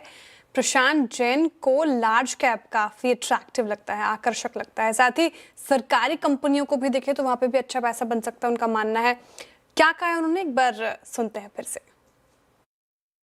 प्रशांत जी, तो फिर इस समय अब बजट निकल गया और अभी ट्रेड डील आ गई, आप इस समय इंक्रीमेंटल पैसा जो अगर आपको मिल रहा होगा वो कहाँ एलोकेट करेंगे? इस समय आपकी सबसे ज़्यादा ओवरवेट थीम्स क्या होंगी? ये आपने कहा कि 12% पैसा रिटर्न आया 20 सालों में और ये पर्याप्त है। ये एक तरह से पर्याप्त है, लेकिन आप देखिए कि जो पिछले 5 वर्षों में रिटर्न आया कोविड के बाद, वो इससे बहुत ज्यादा था। और भारत में आज जो 100 में से 70-80 निवेशक हैं, वो कोविड के बाद ही बाजार से जुड़े हैं। तो ये रिटर्न उनकी अपेक्षाओं से बहुत कम है। तो मुझे यही कहना है कि जो पिछले 5 वर्ष में हुआ उसको एक्सट्रापोलेट नहीं करना चाहिए और ये 11-12 के तुलना में ही हमको बाजार में अपेक्षा रखनी चाहिए। जहां तक सेक्टर्स की बात है, मेरा ऐसा मानना है कि लार्ज कैप्स में रिस्क रिवॉर्ड बेहतर है। Small mid caps as a category देखेंगे तो उसमें रिस्क रिवॉर्ड मेरे हिसाब से आज भी अच्छा नहीं है। हालांकि वो इतना बड़ा स्पेस है और कई कई स्टॉक्स काफी करेक्ट हो चुके हैं, तो उसमें 10 में से एक, 20 में से एक स्टॉक्स में कहीं कहीं पर वैल्यू दिखाई देने लग गई, लेकिन उसके लिए हमको पूरी समझ के साथ काम करना। प्रशांत जी, वैसे एक चीज़ मैं कहूँ, बजट आया उसमें भी काफ़ी शानदार चीज़ें आई। आपका पोर्टफोलियो स्टॉक पीएफसी उसके लिए एक बड़ा पॉजिटिव आया। अब ओवरऑल पीएसयू स्पेस आप सब एक जैसे कहते हैं एक ओजी टर्म जो हम यूज़ करते हैं, जब पीएसयू स्टॉक्स की बुलिशनेस की बारी आई थी सबसे पहले आप ही ने पीएसयू स्टॉक्स पर बेट ली थी। अब यहाँ पर लगातार जो आउट परफॉर्मेंस चल रही है क्या वो एक्सटेंड करेगी? मेरे ख्याल से अब समय आ गया है कि हम पीएसयूज को पीएसयूज के जैसे नहीं देखें। देखिए, पीएसयूज का थीम क्यों बना, क्योंकि इसके दो कारण थे। सभी पीएसयूज जो है वो इकोनॉमिक सेंसिटिव सेक्टर्स में है। कोई भी पीएसयू आपको कंज्यूमर या फार्मा या आईटी स्पेस में नहीं मिलेगा। तो जब कोविड आया तो क्योंकि इकोनॉमी में तकलीफ थी, तो सभी पीएसयूज जो इकोनॉमिक सेंसिटिव सेक्टर्स में थे वो काफी घट गए। और जैसे जैसे स्थिति सामान्य हुई, इकोनॉमी ने रिकवर किया, इकोनॉमिक सेंसिटिव सेक्टर्स ने रिकवर किया, तो सभी पीएसयूज ने बहुत आउट परफॉर्म किया और उसका वही मुख्य एक कारण था। तो तब वो कोरिलेशन था, लेकिन आज इसमें कोई अंडर वैल्यूएशन नहीं है। आज कोई ऐसी क्राइसिस जैसी स्थिति नहीं है, ये फेयरली वैल्यूड है। तो मेरे ख्याल से इनको हम सामान्य बिजनेस के जैसे देखना चाहिए। हर पीएसयू, हर सेक्टर का आउटलुक अलग अलग है। ओके, तो ये सुना आपने प्रशांत जैन की राय इस पूरे ट्रेड डील को लेकर। लेकिन मार्केट में अच्छी तेजी और स्टॉक स्पेसिफिक अच्छे मूव से, लेकिन कमाई कहाँ होगी ये समझ लेते हैं। चार का चौका की शुरुआत करेंगे। सस्ता ऑप्शन लेंगे हम मानस जायसवाल जी से, एफएनओ सुपरस्टार के लिए रचना वैद्य जी के पास जाएंगे, चार्ट का चमत्कार के लिए कविता जैन जी है हमारे पास, और mid cap fund Sneha Poddar ji से लिया जाएगा। शुरुआत कीजिए मानस जी, सस्ता ऑप्शन आपका। तो देखिए, सस्ता ऑप्शन में एस्ट्रल के ऑप्शन में खरीदारी करनी है। थोड़ी देर पहले वीरेंद्र जी ने भी इसके बारे में बात की थी। इसका जो 1500 वाला कॉल ऑप्शन है वहां पर खरीदारी करेंगे। ब्रेकआउट कैश में तो ऑलरेडी देखने को मिल गया है, लेकिन 1500 का जो कॉल ऑप्शन है जो 45 रुपए पे ट्रेड हो रहा है, इसमें आप उम्मीद कर सकते हैं कि आपको करीब 85 रुपए तक के प्राइस देखने को मिल सकते हैं। तो यहाँ पर 34 का स्टॉप लॉस लगाएंगे, करंट लेवल्स पे खरीदारी करेंगे और 85 रुपए की टारगेट सेट करेंगे। ओके, एस्ट्रल की 1500 की कॉल नहीं है आपको। Stock above all moving averages now. Rachna ji, आपका एफएनओ सुपरस्टार क्या पिक कर रही हैं आप? जी, मेरे तरफ से इंडिगो रहेगा। This is not for intraday, आपको 2-3 दिन का इसको टाइम तो देना पड़ेगा। 4880 अगर ये होल्ड करेगा फ्यूचर्स पे, तो 2 to 3 डेज में हमें ये 5100 एंड 5200 के नंबर्स दिखा सकता है। अच्छा, 1-2 दिन के लिहाज से इंटरग्लोब एविएशन रखे रडार पे एफएनओ सुपरस्टार के लिए। कविता जी, चार्ट का चमत्कार के लिए कौन सा स्टॉक आया? तो श्रेया अगेन इंट्राडे पर्सपेक्टिव से नहीं होगा, एज अ स्विंग मूव मुझे लगता है इन्फोसिस की प्लेसमेंट काफी अच्छी है, एवरेजेस का प्लेसमेंट अच्छा है और काउंटर ने आज अच्छा ब्रेकआउट भी दिखाया। सो 1667 के लेवल पर एज ऑफ नाउ है। एज अ स्विंग मूव 1730 1750 के प्राइस मूव करने चाहिए। असेंडिंग ट्रायंगल फॉर्मेशन का ब्रेकआउट भी बनते हुए दिखता है इस काउंटर पर। 1630 के स्टॉप लॉस के साथ आप इस काउंटर में पोजिशनिंग कर सकते हैं। ओके, इन्फोसिस, जरा डायरेक्टर साहब इन्फोसिस का चार्ट रखिएगा एक बार थोड़ा सा पोजिशनल पर्सपेक्टिव से। एकमात्र ऐसा अगर आप देखें आईटी काउंटर जो कमांडिंग पोजीशन है इस वक्त स्टिल, क्योंकि इसके अगेंस्ट आईटी इंडेक्स कोलैप्स हुआ। आईटी का इंडेक्स जो है वो कल के लेटर हाफ के हाइस को ऑलमोस्ट स्ट्राइक कर रहा था। वीकनेस थी यहाँ पे। रुपी फैक्टर जो है याद रखिएगा, रुपी की रिकवरी वो अगेंस्ट आईटी है, एक बात ये भी रखिएगा। But still Infosys commanding position में अब तक 10 लाख शेयर का एडिशन। गुड, आते हैं, बात करेंगे इस पर थोड़ी सी और। लेकिन स्नेहा जी, आपका मिड कैप फंडा? मिड कैप फंडा में मैं डिलीवरी दूंगी।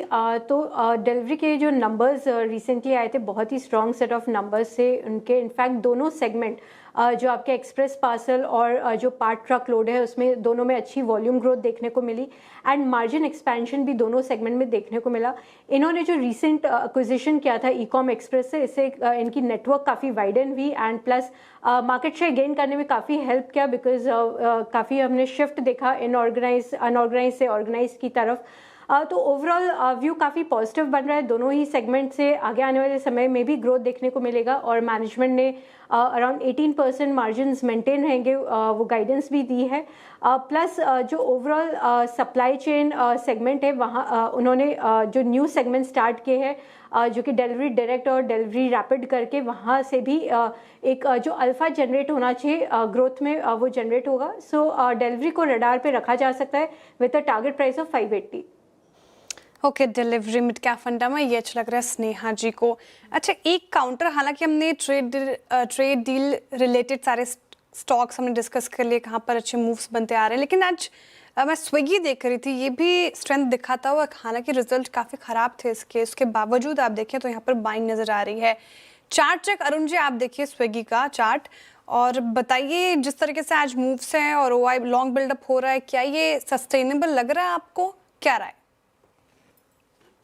श्रेया जी, मुझे लग रहा है मोमेंटम थोड़ा और ऊपर का बन सकता है, पर ऊपर वापस इसमें सेलिंग देखने को मिलेगी। रीजन क्लियर है, एक तो ट्रेंड स्टॉक का काफी नीचे है और सभी मूविंग एवरेजेस नीचे की तरफ पॉइंट कर रहे हैं। तो मैक्स मुझे लग रहा है 335 340 तक भी बाउंस आता है तो एक अच्छा एग्जिट स्टॉक में मिलना चाहिए। फ्रेश खरीदारी की सलाह बिल्कुल नहीं रहेगी। इनफैक्ट अगर ऊपर आता है 335 तक भी तो एक बार का स्टॉक से निकल जाए। मुझे लग रहा है जैसे ही मार्केट में अगर थोड़ा बहुत भी करेक्शन आता है तो इसमें वापस सेलिंग देखने को मिल सकती है। ओके, तो 335 के आसपास आए तो निकलने की सलाह है, सेल ऑन राइज की स्ट्रैटेजी अपनाएं फिलहाल। अच्छा, अब आगे बढ़ते हैं और कल के नतीजों पे बातचीत कर लेते हैं। कल निफ्टी में ट्रेंड के नतीजे आएंगे, वही वायदा में कमिंस, टाटा पावर समेत 6 कंपनियों के नतीजे आने हैं। नतीजों का अनुमान बताने के लिए हमारे साथ जुड़ रही हैं दीपाली राणा और कंचन नौटियाल। दीपाली, पहले आपके पास आना चाहूंगी। Good afternoon. ट्रेंड के नतीजे कैसे रह सकते हैं, स्ट्रीट क्या एक्सपेक्टेशंस कर रहे हैं? Good afternoon Shreya. और हेल्दी अर्निंग्स एक्सपेक्टेड हैं ट्रेंड से, और रेवेन्यूज़ में हम अच्छी ग्रोथ देखेंगे, डबल डिजिट ग्रोथ हम प्रॉफिटेबिलिटी और एबिटा फ्रंट पे भी देखेंगे। दरअसल फेस्टिवल सेल्स काफ़ी एनकरेजिंग रही इस क्वार्टर में, साथ ही ऑपरेटिंग लीवरेज का भी बेनिफिट मिलेगा जिसकी वजह से जो मुनाफा है वो सालाना आधार पर 17% ग्रो हो सकता है और सिक्वेंशियल बेसिस पे भी 30-35% का जंप देखने को मिलेगा। इसके अलावा जो स्टोर एडिशन इन्होंने किए हैं इस क्वार्टर में, जो सस्टेन ट्रैक्शन हम देख रहे हैं इनके को फॉर्मेट में, उसकी वजह से रेवेन्यूज़ को बेनिफिट मिलेगा, इसलिए रेवेन्यूज़ भी 16% ग्रो होकर आ सकते हैं सालाना आधार पर। इनफैक्ट जूडियो के नंबर्स देखें तो जूडियो की जो ओवरऑल ग्रोथ रहेगी इस क्वार्टर में सालाना आधार पर वो 19% के आसपास रहेगी। वेस्ट साइड की भी 13% के आसपास की ग्रोथ वाई बेसिस पे एक्सपेक्टेड है। इस क्वार्टर में लगभग 50 स्टोर जूडियो के ओपन किए कंपनी ने और 5 स्टोर वेस्ट साइड के ओपन किए हैं, इसलिए रेवेन्यूज़ में एक अच्छा ट्रैक्शन देखने को मिलेगा। हालांकि इनके मार्जिन अगर आप देखेंगे जिस तरीके की ग्रोथ हम प्रॉफिटेबिलिटी रेवेन्यू या एबिटा फ्रंट पर देख रहे हैं उतने मार्जिन एक्सपैंड नहीं हो रहे हैं। एबिटा मार्जिन में सिर्फ 90 बेसिस पॉइंट के आसपास की ग्रोथ देखने को मिल सकती है, 19.4% पर आ सकते हैं। दरअसल जूडियो का जो कॉन्ट्रीब्यूशन है ओवरऑल रेवेन्यूज़ में वो हायर साइड पर है, जिसकी वजह से मार्जिन्स पर इम्पैक्ट दिख रहा है, ग्रॉस मार्जिन्स पर इम्पैक्ट देखने को मिलेगा। इनकी जो एसएसजी ग्रोथ है वो भी नेगेटिव रहेगी, तो जो कि इम्पैक्ट डालेगी ग्रॉस मार्जिन्स पर भी। इसीलिए जो आउटलुक रहेगा मैनेजमेंट को बहुत इंपॉर्टेंट रहेगा, स्पेशली स्टोर प्रोडक्टिविटी को लेकर, जूडियो की ओवरऑल सेल्स को लेकर आगे मार्जिन्स की ट्रैजेक्टरी बहुत इंपॉर्टेंट रहेगी। प्लस जो डिमांड हमने देखी है, फेस्टिवल लेड मोमेंटम जो देखा है वो आगे और कितना सस्टेन हो रहा है, इस पर कमेंट्री इंपॉर्टेंट रहेगी, बट नंबर्स हेल्दी एक्सपेक्टेड है ट्रेंड से। ओके, ट्रेंड अच्छा बड़ा क्रिटिकल फैक्टर है, याद रखिएगा। ट्रेंड जिस अक्षरों में लिखा हुआ है, जिस रंग में, श्रेया और दीपाली के वस्त्र परिधान जो है उसी रंग के हैं। एक ही स्टोर के हैं क्या श्रेया? जूडियो के नहीं है। वेस्ट साइड के भी नहीं है। बट ट्रेंड पे एक आउटलुक ले लेते हैं, है ना। ये सबसे ओवरसोल्ड स्टॉक है, याद रखिएगा, 8000 की हाई के अगेंस्ट। स्नेहा जी, इस प्राइस पे आपका आउटलुक क्या होगा ट्रेंड पर? ट्रेंड पे थोड़ा कॉशियस आउटलुक है। जैसा कि अभी आपने देखा कि ओवरऑल Q3 में रिकवरी एक्सपेक्टेड है डेफिनेटली, बिकॉज स्टोर एक्सपेंशंस हुए हैं क्वार्टर में, एंड प्लस हमारा जो एस्टिमेट है उसके अकॉर्डिंग थोड़ा सा शायद मार्जिन एक्सपेंशन देखने को मिल सकता है, क्योंकि कंपनी ने काफ़ी कुछ वर्क एफर्ट डाला है कॉस्ट कंट्रोल की तरफ। लेकिन मैनेजमेंट कमेंट्री बहुत इम्पॉर्टेंट रहेगी यहाँ पे, और आगे जाके इनकी क्या रणनीति रहती है, कौन से सेगमेंट पे इनका फोकस ज़्यादा रहता है, वो डिटरमिन कर। बेसिकली जो आपकी ओवरऑल पोर्टफोलियो मिक्स है वो किसकी तरफ इंक्लाइन रहती है, वो आगे जाके डिटरमिन करेगी इनकी मार्जिन स्ट्रैटेजी कैसी रहेगी और ग्रोथ किधर से आएगी। सो ट्रेंड पे दो लेवल्स अट्रैक्टिव है, बट देन आउटलुक काफ़ी कुछ मैटर करेगा, बिकॉज लास्ट कुछ क्वार्टर से मैनेजमेंट कमेंट्री भी वीक रही है और नंबर्स भी डेफिनेटली वीक रहे। सो कहीं ना कहीं जो रिटेल इन्वेस्टर्स है वो हायर लेवल्स पे फंसे हुए हैं, एंड इस लेवल यहाँ पे भी एक फ्रेश एंट्री रिस्क रिवॉर्ड उतना फेवरेबल नहीं है। सो मेरी राय रहेगी कि एक बार रिजल्ट आ जाए, नतीजा आ जाए, उसके बाद ही इसमें कोई फ्रेश एंट्री की कॉल लेनी चाहिए।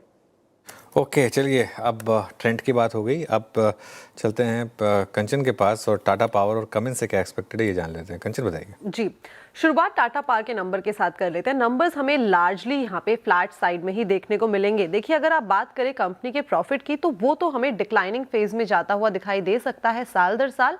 टॉप लाइन हालांकि यहाँ पे हमें थोड़ी सी बढ़ती हुई नजर पड़ सकती है। अब जो ये प्रॉफिट कम हो रहा है उसके पीछे का सबसे बड़ा रीजन ये है जो इनका मुंद्रा प्लांट है वहां पे हमें एक शटडाउन देखने को मिला है, लेकिन लार्जली ये ऑफसेट हुआ है बाकी की चीजों से। जो इनका सोलर और साथ में मॉड्यूल का बिजनेस है वहां पे एक अच्छी खासी जो तेजी है वो आती हुई दिखाई दी है, जिसकी वजह से कंपनी की जो टॉप लाइन है वो हमें अच्छी बढ़ती हुई दिखाई दी है। साथ में जो इनके एडिशनल एसेट्स हैं वहां से भी एक सपोर्ट जो है साल दर साल मिलता हुआ दिखाई दिया है। रिन्यूएबल एनर्जी से हमें एक अच्छा सपोर्ट आता हुआ दिखाई दिया है। की फोकस एरिया क्या होगा उसके ऊपर बात कर लेते हैं। किस तरीके से कमिश्निंग की जा रही है बाकी की जो रिन्यूएबल एनर्जी की कैपेसिटी है, और साथ ही साथ इस टाइम पे कंपनी किस तरीके के टाई अप कर रही है मुद्रा प्लांट के लिए। लेकिन नंबर्स हमें टाटा पावर के लार्जली फ्लैट देखने को मिल सकते हैं। कमिंस इंडिया के नंबर्स की बात करी जाए तो नंबर्स का ट्रेंड यहाँ पे भी कुछ इस तरीके का ही दिखाई दे रहा है। फ्लैट नंबर्स हमें साल दर साल यहाँ पे देखने को मिल सकते हैं। देखिए, जो रेवेन्यू में हमें डिप आता हुआ दिखाई दिया है वो बेसिकली इसलिए आता हुआ दिखाई दिया है जो इनके डेटा सेंटर्स की डिलीवरी है वो कहीं ना कहीं हमें धीमी होती हुई दिखाई दी। और अगर इसको हम कंपेयर करें सीक्वेंशियल बेसिस पे तो क्वार्टर 2 में हमने देखा था कि लार्ज डिलीवरीज देखी गई थी, लार्ज डील्स देखी गई थी, लेकिन उसके कंपैरिजन में क्वार्टर 3 में थोड़ा सा धीमापन आता हुआ दिखाई दिया है। इंडस्ट्रियल सेगमेंट की जो डिमांड है वो भी अपने वीकर साइड में बनी हुई है, लेकिन EBITDA मार्जिन्स में थोड़ा सा बेनिफिट आता हुआ दिखाई दे सकता है। इसके अलावा हम एक्सपेक्ट कर रहे हैं कि जो पावर जेन डिमांड है वो भी हमें हेल्दी साइड में देखने को मिल सकती है, और इंडस्ट्रियल डिमांड नियर टर्म में सॉफ्ट देखने को मिल सकती है, लेकिन लॉन्गर ड्यूरेशन में यहाँ पे भी एक रैंप अप आ सकता है। फोकस एरिया क्या होगा उसके ऊपर बात कर लेते हैं। पावर जेन सेगमेंट की जो सस्टेनेबिलिटी है वो कैसी है, ग्रोथ और साथ में डिमांड आउटलुक के ऊपर मैनेजमेंट का क्या कहना है, और इंडस्ट्रियल सेगमेंट की जो ग्रोथ है वो यहाँ पे की फोकस एरिया रहेगी, लेकिन दोनों के नंबर्स लार्जली फ्लैट। ओके, दोनों के नंबर्स टाटा पावर और कमिंस के फ्लैट रह सकते हैं। शुक्रिया कंचन दीपाली जानकारी के लिए। अब देखते हैं कि कल जब नतीजे आते हैं स्टॉक्स के तो कैसे रिएक्ट करते हैं। लेकिन ट्रेंड पर सर मैं आपका भी व्यू लेना चाह रही थी, क्योंकि ट्रेंड अभी हाल फिलहाल में इसने 52 वीक नया लो लगाया, उसके बाद हमने इस स्टॉक में दिक्कत तो देखी है। रिजल्ट्स चाहे कितने भी अच्छे हो, पता नहीं स्टॉक चलता नहीं है, स्टोर एक्सपेंशन कर रही है कंपनी, उसके बावजूद वो असर स्टॉक प्राइस पे क्यों नहीं दिख रहा? अब जैसे आपने और दीपाली दोनों ने बोला कि ज़ूडियो का भी नहीं है और वेस्ट लाइफ का भी नहीं है, तो कपड़े नहीं खरीदेंगे लोग तो फिर कहाँ से चलेगा स्टॉक?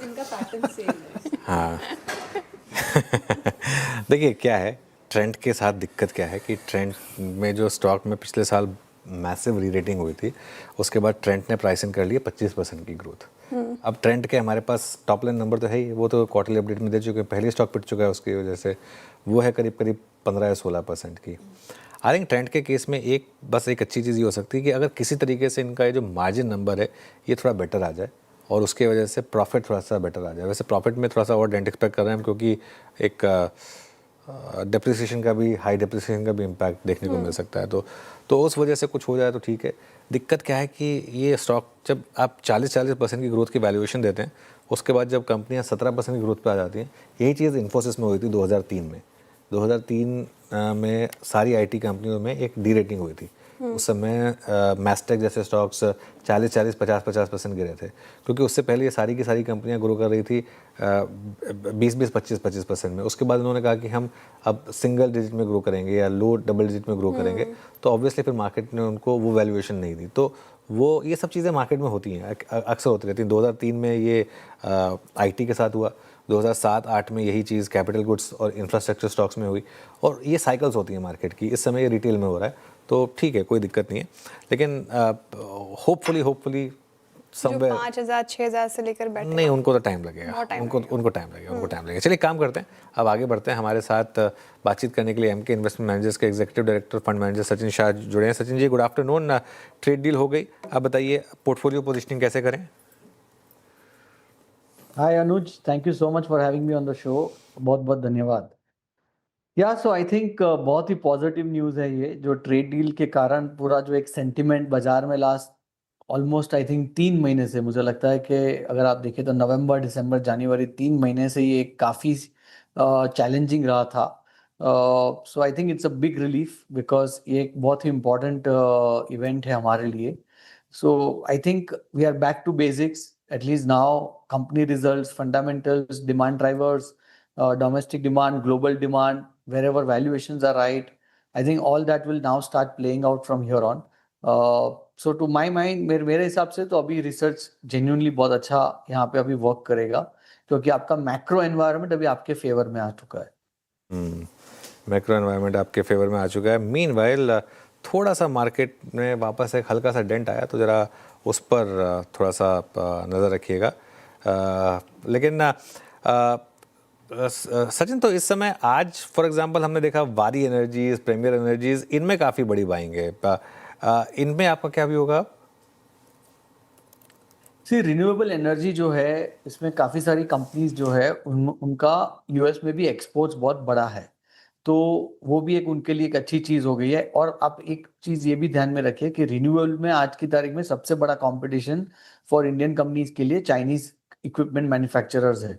तो अगर चाइना के सामने अगर हमारी ड्यूटी अभी आज की तारीख में जो देखते हैं, तो बहुत बड़ा डिफरेंशियल हो गया है। India is at a much better advantage, so that also will help some of this renewable energy equipment manufacturers. अच्छा, आईटी पे आपका टेक क्या है? आई मीन, मैं क्रमबद्ध तरीके से फार्मा पे बात कर सकता हूँ, आईटी पे बात कर सकता हूँ, टेक्सटाइल बात कर सकता हूँ, लेकिन since it's whole substantial part in index, IT पे आपका व्यू क्या है इस वक्त? इसके बाद आईटी पे हम लोग ओवरवेट है काफ़ी टाइम से, और हमें लगता है यहाँ से ये और भी अच्छा होगा, क्योंकि ये जो हमारे ये जो ट्रेड डील हो गई है, तो उसके कारण क्या होता है कि जो ग्लोबल कस्टमर्स है, उनको अगर थोड़ी सी भी अनसर्टनटी उनके दिमाग में रहती है कि भाई अब तक मैन्युफैक्चरिंग में है, फिर शायद सर्विसेज पे भी आ सकता है, वो सब अनसर्टनटी अभी यहाँ से निकल जाती है। तो वो हिसाब से मुझे लगता है कि जो ऑर्डर इनफ्लो आए हैं और जो हिसाब से एग्जीक्यूशन होना बाकी था इतने लास्ट 1.5-2 साल से अगर आप देखेंगे, तो आईटी कंपनीज को न्यू ऑर्डर इनफ्लो बहुत ही स्ट्रांग था, लेकिन ऑर्डर एग्जीक्यूशन काफी स्लो हो गया था। उनके वहां पे एक्सटर्नल इश्यूज, फिर ये जो ट्रेड डील नहीं हो रही थी उसके कारण वो, तो मुझे ऐसा लगता है कि बाय जून क्वार्टर यहाँ से आपको एग्जीक्यूशन की will actually there will be acceleration in that pace. So from that perspective मुझे लगता है कि IT is a very very good sector, और valuations भी वहाँ पे particularly जो large cap IT companies है वहाँ पे अभी बहुत ही reasonable है। ओके, आईटी पे आप ओवरवेट है और वैल्यूएशन के लिहाज से भी अच्छा लग रहा है। Sachin ji, good afternoon. अच्छा, ऑटो स्पेस पर आपकी राय क्या होगी? दो पॉजिटिव चीज़, एक तो सेल्स नंबर भी काफ़ी अच्छे आ रहे हैं, अब तो यूएस ट्रेड डील भी हो गया है, तो ऑटो एंसिलरी स्पेस कैसा लग रहा है आपको? और अगर आप स्टॉक स्पेसिफिक हो जाए तो कोई प्रिफर्ड पिक्स स्पेस से? ऑटो में तो क्लियरली हमने देखा कि जिस दिन से वो जीएसटी कट आया, वहां से पूरा टर्न अराउंड हो चुका है, particularly domestic auto OE companies. और हमने देखा not only October November December but जनवरी के भी जो नंबर्स आए वो बहुत ही स्ट्रॉन्ग नंबर्स है, तो मोमेंटम वहां पे बहुत ही स्ट्रॉन्ग है। जो एक चैलेंज था वो ऑटो कंपोनेंट कंपनीज में था, पर्टिकुलरली जिनका एक्सपोर्ट में काफी अच्छा एक्सपोजर है, और वो भी जिसका यूएस में एक्सपोजर है। तो आज आई थिंक मुझे लगता है वो भी एकदम सॉर्ट आउट हो चुका है। So both auto and auto components दोनों बढ़िया चलेगा मुझे लगता है। We are also overweight in this sector. The companies that where we have already ownership in this businesses which we prefer are Eicher Motors, Maruti. These are the two of our top picks. अच्छा, post budget and STT hike, capital market theme look को आप कैसे approach करें ना? We have 3 divisions, I mean brokerages, then depositories और AMCs, और फिर एक चौथी बास्केट आती है एक्सचेंजेस। बहुत से पैनलिस्ट को जब मैं सुन रहा था पोस्ट बजट इंटरेक्शन, उनका डिपॉजिटरीज की तरफ झुकाव है, एएमसीज की तरफ। आप लोगों का झुकाव किस तरफ है? सी AMCs को तो STT का कोई इम्पैक्ट आने वाला नहीं है, because they are not very high traders और those kind, they are all large investors, and overall returns में ये जो 2 बिप्स 3 बिप्स चेंज होता है उसमें कुछ फर्क नहीं पड़ता है। ब्रोकिंग वॉल्यूम्स में यहाँ थोड़ा बहुत इम्पैक्ट आ सकता है, but we have seen this over a period of time. Market finds its own way. The market players rather find their own way to manage their economics, business economics, and the volumes have actually always increased over a period of time. जिस दिन STT first time आया था वहां से आप देखें तो हमेशा वॉल्यूम बढ़ते ही गया है. So it's all about how the performance of the companies is, how the economy is doing well, and how attractive we can, how much flows we can attract in capital markets. So STT I don't think is really a very big game changer in any of these things. चलिए, बहुत बहुत शुक्रिया sir, आप इस कार्यक्रम में शामिल हुए और सभी सेक्टर्स पे post budget post this deal आपने अपनी राय रखी। बहुत बहुत शुक्रिया इस कार्यक्रम में शामिल होने के लिए और सभी मुद्दों पर अपनी राय रखने के लिए। सचिन जी, अब एक काम करते हैं, रणनीति पे आते हैं, स्ट्रेटेजी पे। इट्स 25737। अनुज, ट्रैजेक्टरी चेंज हो गई, हम अपने साथ 50 डेमा रीगेन करके ले जा रहे हैं। प्राइस वाइज ये क्लोज कैसा है और कल के लिए आउटलुक क्या रहेगा इस मद्देनजर अनुज? बिल्कुल, देखिए थोड़ा और बेटर होता अगर आप 25,750 के ऊपर बंद हो जाते तो कोई बात नहीं बंद हो रहे तो, लेकिन ठीक है, फिर भी कोई मतलब ऐसी कोई खास दिक्कत नहीं है मार्केट में। पोजीशन कैरी करें वीरू। और एक चीज़ है, अगर आप बहुत ज़्यादा अनकंफर्टेबल हो रहे हो इस समय, इतनी बड़ी अब बड़ी रैली हम ना कॉन्टेक्स्ट में देखते हैं क्योंकि सिर्फ 2 दिन कम हुआ है। चलिए मैं एज्यूम भी कर लूँ कि कल का हाँ, अगर आपको कॉन्फिडेंस कम लग रहा है तो एक आउट ऑफ मनी कल की सेंसेक्स की कॉल बेचकर, देखिए पुट से हेजिंग नहीं कर पाएंगे आप, पुट की हेजिंग सबसे बेकार होती है, कोई मतलब ही नहीं होता उसका। लेकिन अगर आप चाहें तो, क्योंकि थोड़ी सी out of the money call जो है, जैसे 84,200 के 84,300 की एग्जिस्टिंग लॉन्ग पोजीशन के सामने अभी भी प्रीमियम काफ़ी हाई होगा, आप उनको बेचकर चाहें तो अपने आप को थोड़ा सा हेज कर सकते हैं।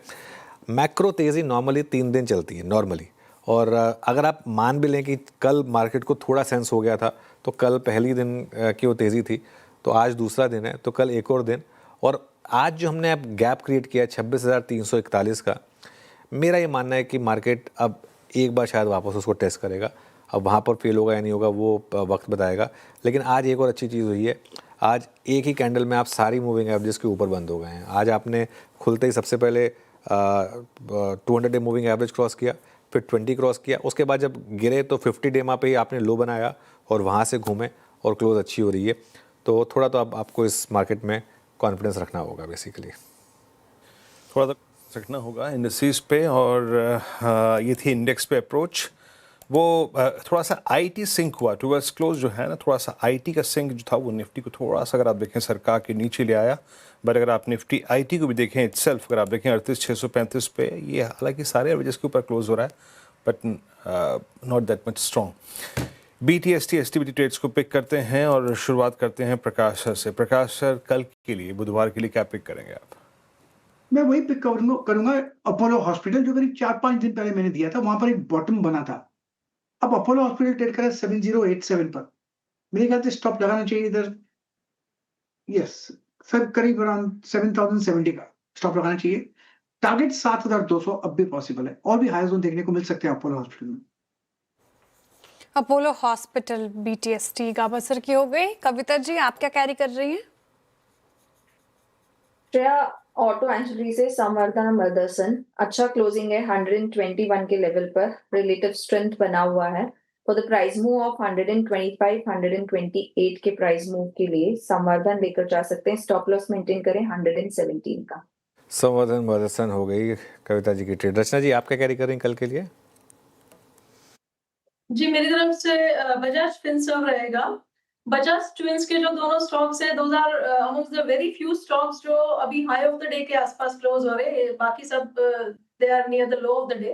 तो इसलिए हम बजाज फिनसर्व को चूज करेंगे। फिनसर्व में जब तक ये फ्यूचर्स 2000 के ऊपर बने रहेंगे तो यहाँ पे गुड अमाउंट ऑफ चांसेस कि हम विद इन अ डे और टू, यहाँ पे प्रोबेबली टुमारो इटसेल्फ 2050 एंड 2060 के नंबर्स देख सकते हैं। Okay, Bajaj Finserv. मानस, आपका ट्रेड? देखिए, सोलार इंडस्ट्रीज पे खरीदारी करने की राय रहेगी। सोलार में स्टॉक ने एक फ्रेश ब्रेकआउट अभी कुछ मिनटों पहले दिया है, काफी बढ़िया वॉल्यूम देखने को मिल रहे हैं। स्टॉप लॉस बढ़ा है तो टारगेट भी बढ़े हैं। करंट लेवल्स पे आप सोलार के फ्यूचर में खरीदारी कर सकते हैं। स्टॉप लॉस आपको 13,600 के नीचे लगा के रखना है और टारगेट आपको 14,850 के सेट करने हैं। ओके, अमित जी आपकी ट्रेड क्या रहेगी कल के लिए? जी अनुज जी, बैंक ऑफ इंडिया के साथ जाऊंगा। बैंक ऑफ इंडिया अपना पुल बैक सस्टेन कर रहा है, ऑलमोस्ट 10 डमा के ऊपर क्लोजिंग है। 158 के लगभग इसका प्राइस है, इसे बाय करें। 155 का स्टॉप लॉस रहेगा और टारगेट्स यहाँ 164 रुपीज के रहेंगे। Okay, bank of India. Arun ji क्या कैरी कर रहे हैं फ्राइडे के लिए, माफ कीजिएगा वेंसडे के लिए? देखिए ऑटो स्पेस के साथ ही रहना चाहूंगा। तो अपोलो टायर में मुझे लग रहा है एक शार्प रिवर्सल नजर आ रहा है। 200 डे मूविंग एवरेज के आसपास सपोर्ट लेने के बाद 50 डे 20 डे मूविंग एवरेज को भी इंटरसेक्ट कर रहा है। मुझे लग रहा है स्टॉक अपना मोमेंटम कैरी रखेगा। 519 का ऊपर में टारगेट लगा के स्टॉक को बाय करें। नीचे में स्टॉप लॉस 499 का लगा ले। मुझे लग रहा है मोमेंटम स्टॉक में रहना चाहिए। ओके, अच्छा फ्राइडे की काफ़ी जल्दी हो रही है क्या? कुछ प्लान बनाया हुआ है क्या वीकेंड का? अभी तो बहुत दिन बाकी हैं फ्राइडे में। अभी तो ये आज अभी नहीं आएगा शुक्रवार जजमान, अभी नहीं आएगा शुक्रवार जजमान। अभी 3 दिन और करना है श्रमदान। क्यों अनुज? अभी 3 दिन बाकी हैं अभी तो। खैर कोई नहीं, मार्केट अच्छा है तो 3 दिन आराम से निकल जाने चाहिए इस बार। वीरू के पास चलते हैं। अब वीरू के पास जाने से पहले यतिन के पास चलते हैं, क्योंकि BTST की बात करते हैं। डीलिंग रूम चेक ले लेते हैं, उसके बाद फिर बेट के लिए चलेंगे। Yatin good afternoon. Good afternoon. और देखिए 2 स्टॉक जो आज फोकस में है उनमें सबसे पहले BHEL काउंटर में शॉर्ट कवरिंग देखने को मिल रही है, और डीलर्स की अगर आप माने तो यहाँ BTST का ट्रेड लिया जा सकता है 275-280 तक के टारगेट्स के लिए। और कहीं ना कहीं जो काउंटर है यहाँ हम पर्टिकुलरली आज शॉर्ट कवरिंग देख रहे हैं FI डेस्क की तरफ से। और दूसरा काउंटर है ऑटो एंसिलरीज में से संवर्धना मदरसन, और यहाँ भी डीलर्स BTST की एडवाइस दे रहे हैं। डीलर्स को लगता है यहाँ भी 4-5% का ट्रेडिंग अपसाइड देखने को मिल सकता है। पर्टिकुलरली आज ओपन इंटरेस्ट 5% ऊपर है और फ्रेश बाइंग देखने को मिल रही है, और बहुत सारे डोमेस्टिक फंड्स भी यहाँ खरीदारी कर रहे हैं। ओके, चलिए शुक्रिया यतिन। आप चलते हैं वीरू के पास आज की मार्केट ब्रेथ के लिए। वीरू आज तो अच्छी रही होगी। बिल्कुल यकीनन अच्छी रही है अनुज। मार्केट ब्रेथ एक बार स्क्रीन पे स्टैट्स दिखाइएगा, लॉन्ग शॉर्ट, लॉन्ग अनवाइंडिंग और शॉर्ट कवरिंग। और हालांकि शॉर्ट कवरिंग का जो आंकड़ा है ना आपको बहुत अच्छा नजर आएगा आज। शॉर्ट कवरिंग लगभग 43 में और लॉन्ग्स 157 में, दैट्स गुड। और टोटली अगर आप देखें फिगर मिला के 200, दैट्स गुड। आइए देखते हैं लॉन्ग्स कहाँ पर हैं। आपकी स्क्रीन पर आएगा पहली स्लाइड जिसमें हम लॉन्ग्स का जिक्र करेंगे। वारी तो जब से अगर आप देखें नंबर्स आए तब से स्ट्रॉन्ग है। अदानी ग्रुप के स्टॉक्स में आज सबसे स्ट्रॉन्ग लॉन्ग क्रिएट हुआ। एंड नाइस टू सी, अच्छा लगा देख के कि कोदित प्रॉपर्टीज़ में आज बहुत दिनों बाद लॉन्ग बिल्डअप, लगभग 9% ये स्टॉक ऊपर रहा। उसके बाद सेकंड स्लाइड आएगी शॉर्ट कवरिंग की, अदानी एंटरप्राइजेस। तो अदानी ग्रुप के सारे स्टॉक्स आज गजब का मूव देखे गए, बस अदानी एंटरप्राइजेस में शॉर्ट कवर था। बाकी CDSL strong pull back 20 day को स्ट्राइक किया। 2 बजे मैंने आपकी टिप्पणी की थी इस पर। प्रीमियर, UPL, बजाज फिनसर्व, इन सभी काउंटर्स में शॉर्ट कवर था। बहुत मुश्किल था आज वो स्टॉक्स ढूंढना जहाँ पे शॉर्ट बिल्डअप था, बट स्टिल PB फिनटेक, इसमें तो कंप्लीट कोलैप्स है। Varun beverages, Godrej consumer, KPIT, mid cap IT और भायर डायनामिक्स। ये जो आपका डिफेंस स्पेस है इसमें थोड़ी सी प्रॉफिट टेकिंग थी, शॉर्ट बिल्डअप था। और लास्ट स्लाइड आएगी मेरे ख्याल से शॉर्टिंग की, वो है ही नहीं क्योंकि एक ही था स्टॉक, तो उसको आज रहने देते हैं। एक स्टॉक का जिक्र कर देते हैं यहाँ पे। देखिए होम इम्प्रूवमेंट और रियल एस्टेट एंसिलरी में कुछ देर पहले मैं जिक्र कर रहा था एस्ट्रल का। Astral was a clear chart. Polycab उतना क्लियर नहीं है। पॉलीकैब जहाँ खुला उतना माइलेज, उतनी स्ट्रेंथ, उतनी अगर आप देखें तो अंतिम दौर तक कायम नहीं रख पाया, बट स्टिल 7503। अमित, आप इसको कैसे रीड करेंगे? और अगर आप किसी भी चीज़ को किसी के साथ कंपैरेटिव एनालिसिस करते हैं तब शायद सही मायने में उसकी स्ट्रेंथ, उसकी वीकनेस रिफ्लेक्ट होती है। But now you have astral, आपके पास पॉलीकैब भी है। बेटर कौन सा होगा अभी भी चेस करने लायक? जी वीरेन जी, अगर हम दोनों स्ट्रक्चर्स देखें तो डेफिनेटली एस्ट्रल का स्ट्रक्चर बेटर है। एस्ट्रल के अगर हम चार्ट की बात करें तो यहाँ पे जिस हिसाब से प्राइस एक्शन इवॉल्व हुआ है एस्ट्रल में, वो देख के ज्यादा कन्विक्शन आ रहा है। यहाँ पे गैप के साथ कैंडल बनी है, ऑलमोस्ट 2% अप है। रिस्क रिवॉर्ड भी फेवरेबल है। पॉलीकैब ने थोड़ा सा गिव अप कर दिया है और ऑलमोस्ट एक लंबी रेजिस्टेंस अपनी क्रॉस करने की कगार पे है। तो यहाँ पे एक छोटे से स्टॉप लॉस 1480 के स्टॉप लॉस के साथ अभी भी पोजीशन बनाई जा सकती है फॉर टारगेट्स ऑफ 1545। ओके, ठीक है। पॉलीकैब एस्ट्रल पर ये व्यू हो गया आपका। अच्छा, हमारे जाने माने निवेशक विजय केडिया इस पूरी ट्रेड डील को लेकर क्या सोचते हैं, समझते हैं? उनका कहना है कि बाजार में निवेश करने का बढ़िया मौका है और अब निराशा को पीछे छोड़कर आगे बढ़ने का भी समय आ गया है। और क्या कहा है उन्होंने, आप सुनिए। नहीं, सुबह सुबह मैंने फ़ोन किया विजय भाई, और आप सुबह सुबह आपने मानी मेरी बात और आ गए, तो उसके लिए बहुत बहुत शुक्रिया। अब बड़ा गैप अप हुआ, अब मार्केट थोड़ा कंसोलिडेट कर रहा है, इन्वेस्टर क्या करे, क्योंकि काफ़ी पेन झेली है हमने पिछले 1-1.5 साल में, पोर्टफोलियो में तो भयंकर लेवल की पेन है। मेरे को लगता है ये अभी भी एक रेंज में चलेगा। अभी नीचे का जो बॉटम बना है 3-4 महीना पहले, मेरे को लगता है वो बॉटम बन गया है। वो मार्केट इंडेक्स वाइज वो बॉटम तोड़ना नहीं चाहिए, और ऊपर का जो हाई बना है मेरे को लगता है वो भी इतनी जल्दी टूटना नहीं चाहिए। इसके बीच में मार्केट कंसोलिडेट करेगा। और ये समझिए बजट आया, उसमें 2500 गिर गया, अभी ये आ गया, इसमें 2500 बढ़ गया, तो ये रेंज अभी चलेगी। मिड कैप स्मॉल कैप अभी बहुत सस्ते हैं, तो सिलेक्टिव मार्केट रहना चाहिए। जब गिरा तब भी ज्यादा टेम्परेरी बात अलग है, ज्यादा डिस्टर्ब नहीं होना चाहिए। मार्केट बढ़ गया तब भी ज्यादा एक्साइटेड नहीं होना चाहिए। अपने मन को, मस्तिष्क को शांत रखना चाहिए और सिलेक्टिव अच्छे शेयरों में काम करना चाहिए। लॉन्ग टर्म का व्यू रखना चाहिए, तो बड़ा पैसा बनेगा। जो इंडिया को अगर हम ये 10-12 ट्रिलियन डॉलर की इकोनॉमी अगर 10-12 साल में बनने वाली है समझिए, तो वो बिना इंफ्रास्ट्रक्चर के विकास के हो नहीं सकता है। और इसका मतलब ये नहीं खाली इंफ्रास्ट्रक्चर ही शेयर चलेगा, बहुत सारे सेक्टर को पार्टिसिपेट करना पड़ेगा। लेकिन एज एन इन्वेस्टर हमारा प्रयास ये रहना चाहिए कि हमको चीता ढूंढने का है जंगल के अंदर में, कि कौन सबसे फास्ट दौड़ सकता है, तुम्हारा पैसा कैसे सबसे फास्ट बने, ये खाली हमारा प्रयास है। तो मेरे को उसमें इंफ्रास्ट्रक्चर भी एक शेयर्स लगता है, मेरे को टूरिज्म से रिलेटेड कंपनियां जो है वो मेरे को लगती है। मेरे को लगता है ये सनराइज थीम होनी चाहिए, इसके अलावा और भी थीम होगी, मेरा इन पे थोड़ा सा फोकस है। विजय जी का मानना चीता ढूंढना चाहिए, चीता है ना अनुज? इंटरेक्शन अच्छा था सुबह, है ना? बहुत अच्छा अच्छी था। कमीज थी। हाँ गोवा वाइब्स आ रही थी। गोवा वाली फीलिंग थी बिल्कुल, है ना? रंगीन आदमी है विजय जी, तो ठीक है, वो तो बनता भी है, और आज तो बनता है कम से कम। आज बनता है। चीता ढूंढने की बात थी, और सुबह से देखिए चीता ढूंढना, यही प्रक्रिया में हम लगे हुए हैं कि कौन बेहतरीन है, कौन क्या है, कैसा है। खैर ये डिस्कशन काफ़ी हो चुका है। बस टुवर्ड्स क्लोज अगर आप देखें थोड़ा सा, मैं निफ्टी आईटी को देख रहा था 38,592। देखिए रुपी इसमें एक फैक्टर हो सकता है, रुपी आज बहुत स्ट्रॉन्ग है, तो वो शायद थोड़ा सा अगर आप देखें एडवांटेज बाजार हाथों हाथ ले रहा है निफ्टी आईटी से। बट मानस, टुवर्ड्स क्लोज आपकी निफ्टी आईटी पर रीडिंग जानना चाहूँगा। आप किसी भी स्टॉक को ऑप्टिमिस्टिक है लेने के लिए क्या? अभी कुछ देर पहले कविता जी जिक्र कर रही थी इन्फोसिस का, बट थोड़ा सा मैं इन्फोसिस को लेके भी स्केप्टिकल लग रहा हूँ। आपका टेक क्या आईटी पर? देखिए आज की कैंडल को देख के तो बिल्कुल भी कॉन्फिडेंस नहीं आ रहा है, क्योंकि मॉर्निंग से जब से गैप अप देखने को मिला है तब से लगातार प्रॉफिट बुकिंग देखने को मिली है। आई थिंक वेट करेंगे जब तक ये इंडेक्स 39,200 के ऊपर क्लोजिंग नहीं देता, तब तक आईटी स्पेस में एग्रेसिव होकर खरीदारी नहीं करनी चाहिए। ओके, आईटी पे खरीदारी नहीं करेंगे। अच्छा, एक तो स्टॉक्स देखते हैं जहाँ वीकनेस काफ़ी रही। एक तो लेकर आइए आप वरुण बेवरेजेस। पीबी तो खैर शुरू से वीक रहा है, लेकिन वरुण बेवरेजेस कुछ स्टॉक जहाँ रैली फेल हुई है और यहाँ रिस्क है। वरुण बेवरेजेस देखिए आप। एक और स्टॉक जहाँ रैली फेल हुई वो है पीजी इलेक्ट्रोप्लास्ट। आज सुबह इसके नंबर्स पर भी रिएक्शन आया बाय द वे। और पीजी इलेक्ट्रोप्लास्ट, ब्लू स्टार एक और स्टॉक है जहाँ पर आज थोड़ा सा आपने देखा कि सुबह की रैली फेल हुई, तो ये थोड़ा सा इंटरेस्टिंग है। लास्ट कुछ मिनटों में सोलार इंडस्ट्रीज नंबर्स के बाद शानदार मूव इसमें आए। आई थिंक मानस जी ने पिक भी किया इसको एज BTST कॉल। यहाँ ज़बरदस्त मूव आए पिछले कुछ मिनटों में। अब ये स्टॉक करीब 6% ऊपर है। और एक बार आप लेकर आइए ज़रा एंजल वन, 7.5% ऊपर एंजल वन इस समय। और बस वो एक दिन गिरावट आई थी एंजल वन में जब वो STT का इंक्रीज़ था, उसके बाद अदरवाइज़ अगर आप इसका थोड़ा सा लंबा चार्ट रखें एंजल वन का, या फिर वो दिखा दें एक महीने का, एक जो 2 हफ्ते का रिटर्न्स टाइप जो है, अच्छे मूव्स यहाँ पर करीब 8% ऊपर इस समय ये आपको ट्रेड करता हुआ दिखाई देगा। अब इस पर गावा सर कोई व्यू है क्या एंजल वन पर? एंजल वन पर sorry, yes, I think up move on है। हायर टाइम फ्रेम पे देखे तो मेरे ख्याल से लेने लायक है। ट्रेड करा 2596, स्टॉप लगाना पड़ेगा 2400, करीब 200 रुपए का, लेकिन उसका टारगेट 3000 का होना चाहिए, तब जाके ट्रेड बनता है, वरना शॉर्ट टर्म में आज कल और परसों के लिए ट्रेड नहीं बनता।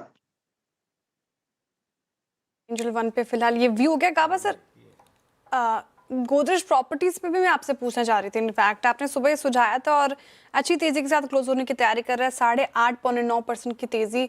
व्यू इंटैक्ट है इसका जो टारगेट दिया था आपने?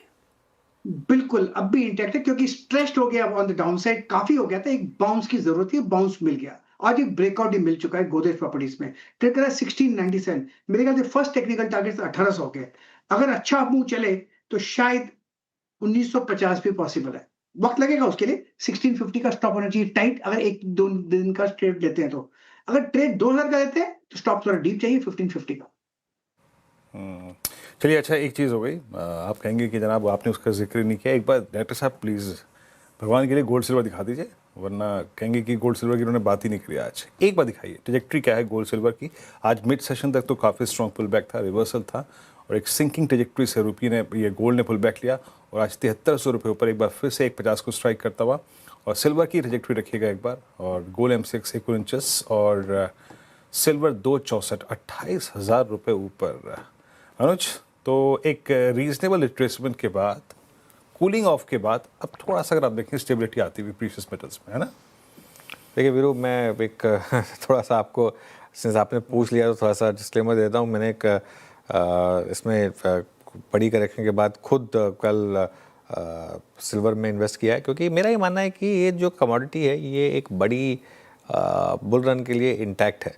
और ठीक है, बीच बीच में शार्प करेक्शंस आएंगी इसमें, ये होगा ज़रूर, लेकिन ये स्पेकुलेटिव रैली नहीं है। ये बात मैंने कल भी कही था। स्पेकुलेशन एक बड़ा हिस्सा बन गया था, जो लास्ट का एकदम से जो जैसे रैली ग्लोबली शुरू हुई 25 से 30 डॉलर से शुरू हुई, वो 60, 70, 80 तक गई, वो एक फंडामेंटल रैली थी। उसके बाद 80 से जो 120 का मूव, जो पागलपंती वाला मूव एक ही महीने में आया था, वो पूरा का पूरा एक स्पेकुलेशन ड्रिवन था। इंटरनेशनल वाला सिल्वर है क्या, एक बार वो दिखा दीजिए मुझे ज़रा, और उसका एक महीने का चार्ट, वो जो कॉमेक्स पर है वो, तो वो मैं उसको ट्रैक करता हूँ, क्योंकि अब 86.63 पर है मेरे ख्याल से। और थोड़ा कंसोलिडेशन और थोड़ा सा इंटरडे में इस तरीके के मूव्स, लेकिन इसके बाद इवेंचुअली हो सकता है कि 120 बहुत जल्दी वापस ना आए, लेकिन मुझे लग रहा है कि इस रन में वो मूव वापस आना चाहिए, और गोल्ड पर भी मुझे लग रहा है कि वो मूव वापस आना चाहिए। तो अभी भी मैं पॉजिटिव हूँ गोल्ड और सिल्वर दोनों को लेकर। बस वो मूव बहुत ज़्यादा आ गया था, तो इसके लिए थोड़ी सी करेक्शन आ गई थी। हाँ, वो वर्टिकल राइज थोड़ा सा करेक्ट हुआ, और उसके बाद थोड़ी सी अगर आप देखें जो वोलेटिलिटी है और डायरेक्शनल कोलैप्स जो है वो थोड़ा थमा है यहाँ पर। और सिल्वर ऑलमोस्ट अपने लॉसेस को थोड़ा सा इसने अगर आप देखें आज कंपनसेट किया, and same is the case with gold, लगभग 1,50,000 की ट्रेजेक्ट्री में।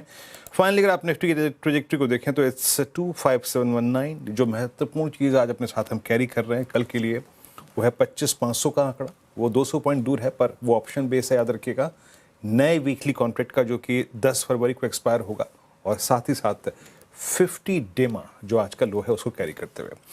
अनुज, over to you for closing. Okay, चलिए अब एक काम करते हैं, इस क्लोजिंग की तरफ बढ़ते हैं और जानते हैं कि कैसी रही आज की क्लोजिंग। और निफ्टी करीब करीब 630 पॉइंट ऊपर था, 25,718 पर। बैंक निफ्टी करीब करीब 1400 पॉइंट ऊपर था, 60,000 पर जाकर बंद हुआ।